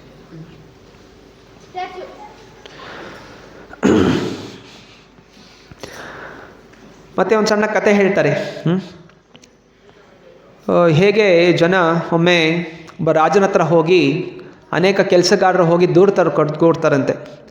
ನಾವು ಎಷ್ಟು ಕೆಲಸ ಪಡ್ತೀವಿ, ಹಗಲು ರಾತ್ರಿ ನಾವು ಎಷ್ಟು ಕಷ್ಟಪಡ್ತಾ ಇದ್ದೀವಿ, ಅದು ನಮಗೆ ಸ್ವಲ್ಪನೇ ಹಣ ಸಿಗುತ್ತೆ. ಆದರೆ ಈ ಮಂತ್ರಿ ಅವನೇನು ಕೆಲಸನೇ ಮಾಡಲ್ಲ, ಸುಮ್ಮನೆ ಅಲ್ಲಿ ಕೂತಿರ್ತಾನೆ, ಜೊತೆಯಲ್ಲಿ ರಾಜ ಜೊತೆ ಕೂತ್ಕೊಂಡ್ಬಿಟ್ಟು ಏನೋ ಅಲ್ಪ ಸ್ವಲ್ಪ ಉಪದೇಶ ಕೊಡ್ತಾನೆ. ಅದೇ ಅವನಿಗೆ ನೋಡಿದ್ರೆ ಎಷ್ಟು ಐಶ್ವರ್ಯ ಎಲ್ಲ ಕೊಡ್ತೀರಾ, ಅಂದರೆ ನಮಗೂ ಕೂಡ ಅಷ್ಟೇ ಐಶ್ವರ್ಯಗಳು ಕೊಡಬೇಕು, ನಮಗೂ ದೊಡ್ಡ ಮನೆಗಳು ಬೇಕು ಅಂತ ಹೇಳಿ ಎಲ್ಲ ಕೆಲಸಗಾರರು ಗುಂಪು ಮಾಡಿಕೊಂಡು ರಾಜನಿಗೆ ದೂರು ಸಲ್ಲಿಸ್ತಾರೆ. ಸೊ ರಾಜ ಹೇಳ್ತಾನೆ, ನೋಡಪ್ಪ, ಮಂತ್ರಿ ಮಾಡೋ ಕೆಲಸ ಬೇರೆ ಥರ ಇರುತ್ತೆ, ಮಂತ್ರಿಗಳು ಅವರ ಬುದ್ಧಿ ಬೇರೆ ಥರ ಇರುತ್ತೆ, ಅವ್ರ ಬುದ್ಧಿವಂತಿಕೆಯಿಂದ ಕೆಲಸ ಮಾಡ್ತಾರೆ, ಅದು ಕೇವಲ ದೈಹಿಕವಾದಂಥ ಶ್ರಮ ಅಲ್ಲ ಅಂತ. ಸೊ ಆಗೆಲ್ಲ ಎಲ್ಲ ಕೆಲಸದವರು ಒಪ್ಕೊಳ್ಳೋದಿಲ್ಲ. ಇಲ್ಲ ನಾವು ತುಂಬ ಕೆಲಸ ಮಾಡ್ತೀವಿ, ನಮಗೂ ಮಂತ್ರಿಗಳಿಗೂ ಸಮಾನವಾಗಿ ನೀವು ನೋಡಬೇಕು ಅಂತ. ಸೊ ಆಗ ರಾಜ ಆಯಿತು ಸರಿ, ಒಂದು ಸ್ಪರ್ಧೆ ಇಡೋಣ, ಆ ಸ್ಪರ್ಧೆಯಲ್ಲಿ ಯಾರಿಗೆ ಹೇಳ್ತಾರೆ ಮತ್ತು ಅವರಿಗೆ ಜಾಸ್ತಿನೇ ಸಂಬಳ ಕೊಡ್ತೀವಿ ಅಂತ. ಸೊ ಏನು ಸ್ಪರ್ಧೆ? ರಾಜ ಅಂತಾನೆ ಇಲ್ಲೊಂದು ಆನೆ ಇದೆ, ನಮ್ಮ ಒಂದು ಶ್ರೀ ಗೌರನಿತ ಆಯ್ಕಿ ಶ್ರೀ ರಾಧಾ ಶ್ಯಾಮಚಂದ್ರ ಭಗವಾನ್ ಕಿ ಜೈ. ಸೊ ಹೇಗೆ ಇವಾಗೆಲ್ಲ ಗೋಶಾಲೆ ಇದೆ, ರಾಜರು ಆನೆಗಳನ್ನ ಇಟ್ಕೊಳ್ಳೋಕ್ಕೆ ಒಂದು ಆನೆದು ಒಂದು ಶಾಲೆ ಇರ್ತಾಯಿತ್ತು.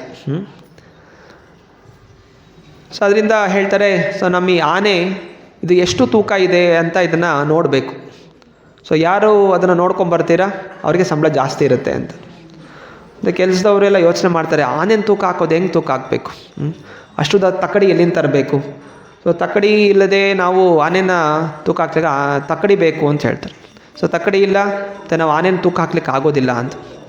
ಮತ್ತು ಮಂತ್ರಿಗೆ ಹೇಳ್ತಾರೆ, ಮಂತ್ರಿ ನೀನು ನೋಡ್ಕೊಂಬ ಹೆಂಗೆ ಇದು ಆನೆನ ಹೆಂಗೆ ಎಷ್ಟು ಕಿಲೋ ಇದೆ, ಎಷ್ಟು ತೂಕ ಇದೆ ಅಂತ. ನಂತರ ಮಂತ್ರಿ ಆಯಿತು ನಂಗೆ ಒಂದು ದಿವಸ ಸಮಯ ಕೊಡಿ ಅಂತ ಹೇಳ್ತಾನೆ. ಮತ್ತು ಹಾಗೆ ಒಂದು ದಿವಸ ಆದಮೇಲೆ ಮಂತ್ರಿ ಬಂದು ಹೇಳ್ತಾನೆ, ಆಯಿತು ಈ ಆನೆ ಇದು 2000 kg ತೂಕ ಇದೆ ಅಂತ ಹೇಳ್ತಾರೆ. ಸೊ ಎಲ್ರಿಗೂ ಆಶ್ಚರ್ಯ ಆಗುತ್ತೆ, ಅದು ಹೆಂಗೆ ಹೇಳ್ತಾ ಇದ್ದು 2000 kg ಅಂತ. ಎಲ್ಲ ಈ ಕೆಲಸದವರೆಲ್ಲ ಕೂಡ ವಿರೋಧಿಸ್ತಾರೆ, ಅದೆಂಗೆ ಅವ್ನು ಹೇಳ್ತಾನೆ 2000, ಬಾಯಿಗೆ ಬಂದಾಗ ಏನು ಬೇಕಾದ್ರೂ ಹೇಳ್ಬಿಡ್ತಾನೆ ಅವನು ಅಂತ, ಹೆಂಗೆ ಮಾಡ್ದ ಅಂತ. ಅದು ರಾಜ ಕೇಳ್ತಾ, ಹೌದಪ್ಪ ಹೆಂಗೆ ನೀನು ತೂಕ ಮಾಡಿದೆ, ಆನೆನ ತೂಕ ಮಾಡಿದೆ ನೀನು ಅಂತ. ಸೊ ಆಗ ಮಂತ್ರಿ ಅಂದ, ಇಲ್ಲ ನಾನೇನು ಮಾಡಿದೆ, ಈ ಆನೆನ ದೋಣಿಗೆ ಹಾಕಿದೆ. ದೋಣಿಗೆ ಹಾಕ್ಬಿಟ್ಟು ಅಲ್ಲಿ ಅದನ್ನು ನದಿಯಲ್ಲಿ ಬಿಟ್ಟಾಗ ಆ ಆನೆ ಆ ದೋಣಿಯೊಳಗೆ ಮುಳುಗಿದಾಗ ದೋಣಿ ಒಳಗೆ ಹೋಯಿತು. ಒಳಗೆ ಹೋದಾಗ ಅದು ಎಷ್ಟು ಮಟ್ಟಕ್ಕೆ ನೀರು ಕೆಳಗಿದ್ದಂಥ ನೀರು ಆ ದೋಣಿ ಎಷ್ಟು ಮಟ್ಟಕ್ಕೆ ಮೇಲೆ ಏರಿತು ಅನ್ನೋಂಥದ್ದಲ್ಲಿ ನಾನು ಗೆರೆ ಹಾಕ್ಕೊಂಡೆ, ಮಾರ್ಕ್ ಮಾಡಿಕೊಂಡೆ. ಅದಾದ ನಂತರ ಅದನ್ನು ಇಳಿಸ್ಬಿಟ್ಟು ನಾನು ಕಲ್ಲುಗಳನ್ನು ಹಾಕೋಕ್ಕೆ ಶುರು ಮಾಡಿದೆ. ಸೊ ಇಂಥ ಸಣ್ಣ ಸಣ್ಣ ಕಲ್ಲುಗಳನ್ನು ಹಾಕಿದೆ. ಸೊ ಎಲ್ಲಿ ತನಕ ಮತ್ತೆ ಪುನಃ ಅಷ್ಟೇ ಅದು ಒಳಗೆ ಹೋಗಬೇಕು. ಆನೆ ಹೋದಾಗ ಎಷ್ಟು ಒಳಗೆ ಹೋಯ್ತೋ ಆ ಗೆರೆ ಮುಟ್ಟೋ ತನಕ ನಾನು ಮತ್ತೆ ಕಲ್ಲುಗಳನ್ನು ಹಾಕಿದೆ. ಮತ್ತು ಆ ಕಲ್ಲುಗಳನ್ನು ತೆಗೆದುಬಿಟ್ಟು ಮತ್ತು ಅದನ್ನು ಸಣ್ಣ ಸಣ್ಣ ಇದರಲ್ಲಿ ತಕ್ಕಡಿಯಲ್ಲಿ ನಾನು ತೂಕ ಹಾಕಿದೆ. ಅದೆಲ್ಲ ಸೇರಿಸಿ ಈಗ ಅದು 2000 kg ಅನ್ನೋದು ಆಯಿತು. ಸೊ ಹೀಗೆ ನಾನು ಆನೆ ಇದು 2000 kg ಅನ್ನೋದು ಗೊತ್ತಾಯಿತು ಅಂತೇಳಿ. ಸೊ ಈಗ ರಾಜ ಆ ಕೆಲಸವನ್ನು ಕೇಳ್ತಾನೆ. ಸೊ ಈಗ ನಿಂಗೆ ಅನಿಸುತ್ತೆ ನೀವು ಮಾಡೋ ಕೆಲಸ ದೊಡ್ಡದಾ ಅಥವಾ ಮಂತ್ರಿ ಮಾಡೋ ಕೆಲಸ ದೊಡ್ಡದಾ ಅಂತ. ಸೊ ಗೊತ್ತಾಗುತ್ತೆ, ಹೌದು ಬುದ್ಧಿವಂತಿಕೆಯೇ ಜಾಸ್ತಿ. ಬುದ್ಧೇರ್ಯಸ್ಯ ಬಲಿಂ ತಸ್ಯ ನಿರ್ಬುದ್ಧೇಸ್ತು ಕುತ ಬಲಂ. ಅಂದರೆ ಆಧ್ಯಾತ್ಮಿಕ ಜ್ಞಾನ ಇರಬೇಕು, ಬುದ್ಧಿವಂತಿಕೆ ಇರಬೇಕು. ಸೊ ಬುದ್ಧಿವಂತಿಕೆ ಅನ್ನುವಂಥದ್ದು ಭೌತಿಕವಾದಂತಹ ಕೆಲಸಗಳಿಗಿಂತ ಶ್ರೇಷ್ಠಕರವಾದಂತಹದ್ದು. ಅದರಿಂದ ಭಕ್ತಾದಿಗಳು ಬೇರೆ ಜನ ಏನು ಮಾತಾಡ್ತಾರೆ, ಅವ್ರ ಹತ್ರ ದೊಡ್ಡ ಮನೆ ಇದೆ, ಸಂಪಾದನೆ ಇದೆ, ಹಣ ಇದೆ, ಐಶ್ವರ್ಯ ಇದೆ, ನಾವು ಏನು ನಮಗೆ ಇಲ್ಲ ಅಂತೆಲ್ಲ ನಾವು ವಿಚಲಿತರಾಗಬಾರ್ದು. ನಮಗೇನಿದೆಯೋ ಏನಿಲ್ಲೋ ಕೃಷ್ಣ ಭಕ್ತಿ ನಾವು ನಾಲಿಗೆಯಿಂದ ಹರೇ ಕೃಷ್ಣ ಕೃಷ್ಣ ಕೃಷ್ಣ ಹರೇ ಹರೇ, ಹರೇ ರಾಮ ರಾಮ ರಾಮ ಹರೇ ಹರೇ ಜಪಿಸ್ತಾ ಇದ್ದೀವಿ. ಹಾಗೂ ಭಗವಂತನಿಗೆ ನೈವೇದ್ಯ ಹಚ್ಚಂಥ ಪ್ರಸಾದ ಅದು ಅನ್ನ ಸಾಂಬಾರು ಬೇಳೆ ಇಷ್ಟೇ ಇದ್ರೂ ಪರವಾಗಿಲ್ಲ. ಅಲ್ಲಿ ಬೇರೆ ಜನ ಬಿರಿಯಾನಿ ತಿಂತಾ ಇರ್ಬೋದು.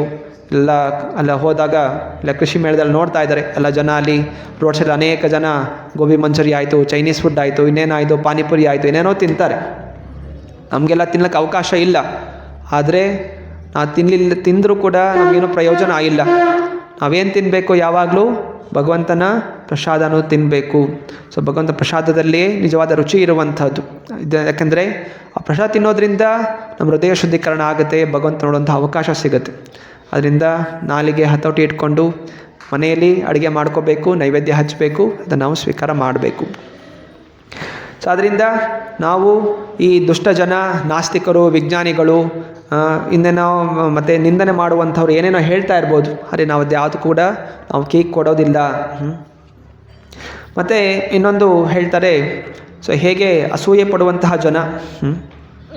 ಜನರು ಅಸೂಯೆ ಪಡುವಂಥವರು ಅವರು ಎಷ್ಟು ಏನು ಒಳ್ಳೇದು ಮಾಡಿದ್ರು ಕೂಡ ಅಸೂಯೆ ಪಡೋಂದ್ರೆ ಅಸೂಯೆ ಪಡ್ತಾನೆ ಇರ್ತಾರೆ. ಒಳ್ಳೇದು ಮಾಡಲಿಕ್ಕೆ ಕೂಡ ಅಸೂಯೆ ಪಡ್ತಾರೆ. ಪ್ರಭುಪಾದ ಹೇಳ್ತಾರೆ, ಸ್ವತಃ ನಂದೇ ತಗೊಳ್ಳಿ, ನನ್ನ ಅನೇಕ ಜನ ಗುರುಭಾಯಿಗಳಿದ್ದಾರೆ. ನಾನು ಎಷ್ಟೆಲ್ಲ ಪ್ರಯತ್ನ ಮಾಡಿದೆ, ನನಗೆ ಸ್ವಲ್ಪ ಹಣ ಕೊಡಿ, ನಾನು ಪ್ರಿಂಟಿಂಗ್ ಮಾಡಬೇಕು, ಪೇಪರ್ ಪ್ರಿಂಟ್ ಮಾಡ್ತೀನಿ, ಮ್ಯಾಗ್ಝಿನ್ ಪ್ರಿಂಟ್ ಮಾಡಿದೆ, ಅದಕ್ಕೂ ಹಣ ಕೊಡಲಿಲ್ಲ. ಪಾಶ್ಚಿತ್ಯಕ್ಕೆ ಹೋಗಬೇಕು, ಸಹಾಯ ಮಾಡಿ, ಅವ್ರದ್ದು ದೊಡ್ಡ ದೊಡ್ಡ ಮಟ್ಟಗಳಿತ್ತು, ಆದರೂ ಕೂಡ ದುಡ್ಡು ಕೊಡಲಿಲ್ಲ. ನಾನೇ ಸ್ವತಃ ಇಲ್ಲಿ ಬೇರೆ ಬೇರೆ ಕಡೆಯಿಂದ ಮಾಡ್ಕೊಂಡು ಬಂದೆ. ಸೊ ಬಂದಿದ್ದೀನಿ, ಈಗ ನನಗೆ ಸ್ವಲ್ಪ ಯಾರು ಸಹಾಯ ಮಾಡಲಿಕ್ಕೆ ಸ್ವಲ್ಪ ಜನರಾದ್ರೂ ಕಳಿಸ್ಕೊಡಿ, ಅಥವಾ ನಾನು ಮಂದಿರ ಸ್ಥಾಪನೆ ಮಾಡ್ತೀನಿ, ಅದಕ್ಕೆ ಹಣ ಕೊಡಿ, ಅದಕ್ಕೂ ಕೂಡ ಅವರು ಕೊಡ್ತಾ ಇಲ್ಲ. ಜೊತೆಗೆ ಯಾಕಂತ ಹೇಳಿದ್ರೆ ಅವ್ರಿಗೆ ಅಸೂಯೆ ಭಾವನೆ, ಈ ವ್ಯಕ್ತಿಯಲ್ಲಿ ಬೆಳೆದು ಬಿಡ್ತಾನೋ, ನಮಗೆ ಜಾಸ್ತಿ ಬೆಳೆದು ಬಿಡ್ತಾನೋ, ನಾವೆಲ್ಲ ಸನ್ಯಾಸಿಗಳು ಮುಂಚೆನೇ ಆಗಿದ್ವಿ, ಇವನು ಗೃಹಸ್ಥನಾಗಿ ಸನ್ಯಾಸಿ ಆಗಿದ್ದಾನೆ, ನಮ್ದು ಬೆಳೀತಾನೆ ಅಂತ ಹೇಳಿ ನನಗೆ ಏನು ಕೂಡ ಸಹಾಯ ಮಾಡ್ತಾ ಇಲ್ಲ. ಆದ್ದರಿಂದ ಅಂತಹ ಜನ ಇರ್ತಾರೆ, ನಾವು ಅದಕ್ಕೆ ತಲೆ ಕೆಡಿಸ್ಕೊಳ್ಳೋಕೆ ಹೋಗಬಾರ್ದು ಅಂತ ಹೇಳ್ತಾ ಇನ್ನೊಂದು ಕತೆ ಹೇಳ್ತಾರೆ. ಒಬ್ಬ ವ್ಯಕ್ತಿ, ಒಬ್ಬ ಊರವರು, ಇಬ್ಬರು ಜನ ಮಾತಾಡ್ಕೋತಾ ಇರ್ತಾರೆ. ಆವಾಗ ಒಬ್ಬ ವ್ಯಕ್ತಿ ಹೇಳ್ತಾನೆ, ನಮ್ಮ ಜೊತೆ ಇದ್ದ ಒಬ್ಬ ವ್ಯಕ್ತಿ ಇದ್ನಲ್ಲ, ಅವನು ಇವತ್ತು ಜಡ್ಜ್ ಆಗಿದ್ದಾನೆ ಅವನು ಅಂತ. ಆಗ ಇನ್ನೊಬ್ಬ ವ್ಯಕ್ತಿ ಹೇಳ್ತಾನೆ, ಇಲ್ಲ ಆ ವ್ಯಕ್ತಿ ಜಡ್ಜ್ ಆಗ್ಲಿಕ್ಕೆ ಹೇಗೆ ಸಾಧ್ಯ, ಅವನು ಜಡ್ಜ್ ಆಗೋದಿಲ್ಲ ಅಂತ. ಆಗ ಇನ್ನೊಬ್ಬ ವ್ಯಕ್ತಿ ಹೇಳ್ತಾನೆ, ಇಲ್ಲ ನಾನು ಸ್ವತಃ ನೋಡಿದೆ, ನಮ್ಮೂರವನೇ ಅವನು ಇಲ್ಲಿ ಜಡ್ಜ್ ಆಗಿ ಕೂತಿದ್ದ, ನಾನು ನೋಡಿದೆ, ನ್ಯಾಯಾಧೀಶರ ಪದವಿಯಲ್ಲಿ ಅವನು ಕೂತಿದ್ದಾನೆ ಅಂತ. ಆಗ ಆ ವ್ಯಕ್ತಿ, ಇನ್ನೊಬ್ಬ ವ್ಯಕ್ತಿ ಅವನು ಹೇಳ್ತಾನೆ, ಹೌದಾ, ಬಹುಶಃ ಅವನಿಗೆ ಸಂಬಳ ಏನು ಕೊಡೋದಿಲ್ಲ ಅನಿಸುತ್ತೆ, ಸಂಬಳ ಇಲ್ಲದೆ ಅವನಲ್ಲಿ ಕೂತಿರ್ಬೋದು ಅಂತ ಹೇಳ್ತಾರೆ. ಅಂದರೆ ಆ ವ್ಯಕ್ತಿಗೆ ನಿಂದನೆ, ಫ್ರೀಯಾಗಿ ಸಿಕ್ಕಿದೆ ಅಂತ ಹೇಳಿ ಕೂತಿರ್ತಾನೆ ಹೊರತು ಅವನಿಗೆ ಸಂಬಳ ಏನೂ ಸಿಗ್ತಾ ಇರೋದಿಲ್ಲ ಅಂತ ಹೇಳ್ತಾರೆ. ನ್ಯಾಯಾಧೀಶರಿಗೆ ಸಂಬಳ ಕೊಡದೇ ಇರ್ತಾರಾ? ಸಂಬಳ ಕೊಟ್ಟೇ ಕೊಡ್ತಾರೆ, ದುಡ್ಡಿಲ್ಲದೆ ಹೇಗೆ ಕೊಡ್ತಾರೆ. ಅದೇ ವ್ಯಕ್ತಿಯಲ್ಲಿ ಅಸೂಯೆ ಭಾವನೆ ಇರೋ ಕಾರಣ ಅವನೇನಂತ ಇದ್ದಾನೆ, ಅವನು ಫ್ರೀಯಾಗಿ ಕೆಲಸ ಮಾಡ್ತೀನಿ ಅಂತೇಳಿ ಕೂರಿಸಿರ್ಬೋದು ಅಷ್ಟೇ ಅಂತ. ಸೊ ಹೀಗೆ ಜನರು, ಪರಿವಾರದವ್ರು ಇರ್ಬೋದು, ಬೇರೆಯವರು ಇರ್ಬೋದು, ಸೊ ನಾನಾ ರೀತಿಯ ಅಸೂಯೆ ಪಡುವಂಥ ಜನ ಇರ್ತಾರೆ. ಆದರೆ ನಾವು ಅಂತಹ ಅಸೂಯೆ ಪಡುವಂಥವ್ರು ಆಗಬಾರ್ದು. ನಾವು ಕೂಡ ಭಕ್ತಿಯಲ್ಲಿ ಮುಂದುವರಿಬೇಕು. ಬೇರೆಯವರು ಭಕ್ತಿಯಲ್ಲಿ ಮುಂದುವರೆದಾಗ ನಾವು ಕೂಡ ಪ್ರೋತ್ಸಾಹ ಕೊಡಬೇಕು. ಮತ್ತು ಯಾರು ನಮ್ಮನ್ನು ನಿಂದನೆ ಮಾಡ್ತಾರೆ, ನಾವು ಅದಕ್ಕೆ ಕಿವಿ ಕೊಡದೆ ನಾವು ಗುರು, ಸಾಧು, ಶಾಸ್ತ್ರಗಳ ಆಶ್ರಯದಲ್ಲಿ ಹರೇ ಕೃಷ್ಣ ಕೃಷ್ಣ ಕೃಷ್ಣ ಹರೇ ಹರೇ, ಹರೇ ರಾಮ ರಾಮ ರಾಮ ಹರೇ ಹರೇ ಜಪಿಸುತ್ತಾ ನಾವು ಮುಂದೆ ರಾಧಾ ಕೃಷ್ಣ ಹಾಗೂ ಗೌರ್ನಿತಾಯಿ ಪಾದ ಚರಣ ಕಮಲಗಳನ್ನು ನಾವು ಪಡಿಬೇಕು. ಹರೇ ಕೃಷ್ಣ. ಶ್ರೀ ಪ್ರಭುಪಾದ ಲೀಲಾಮೃತ ಕಿ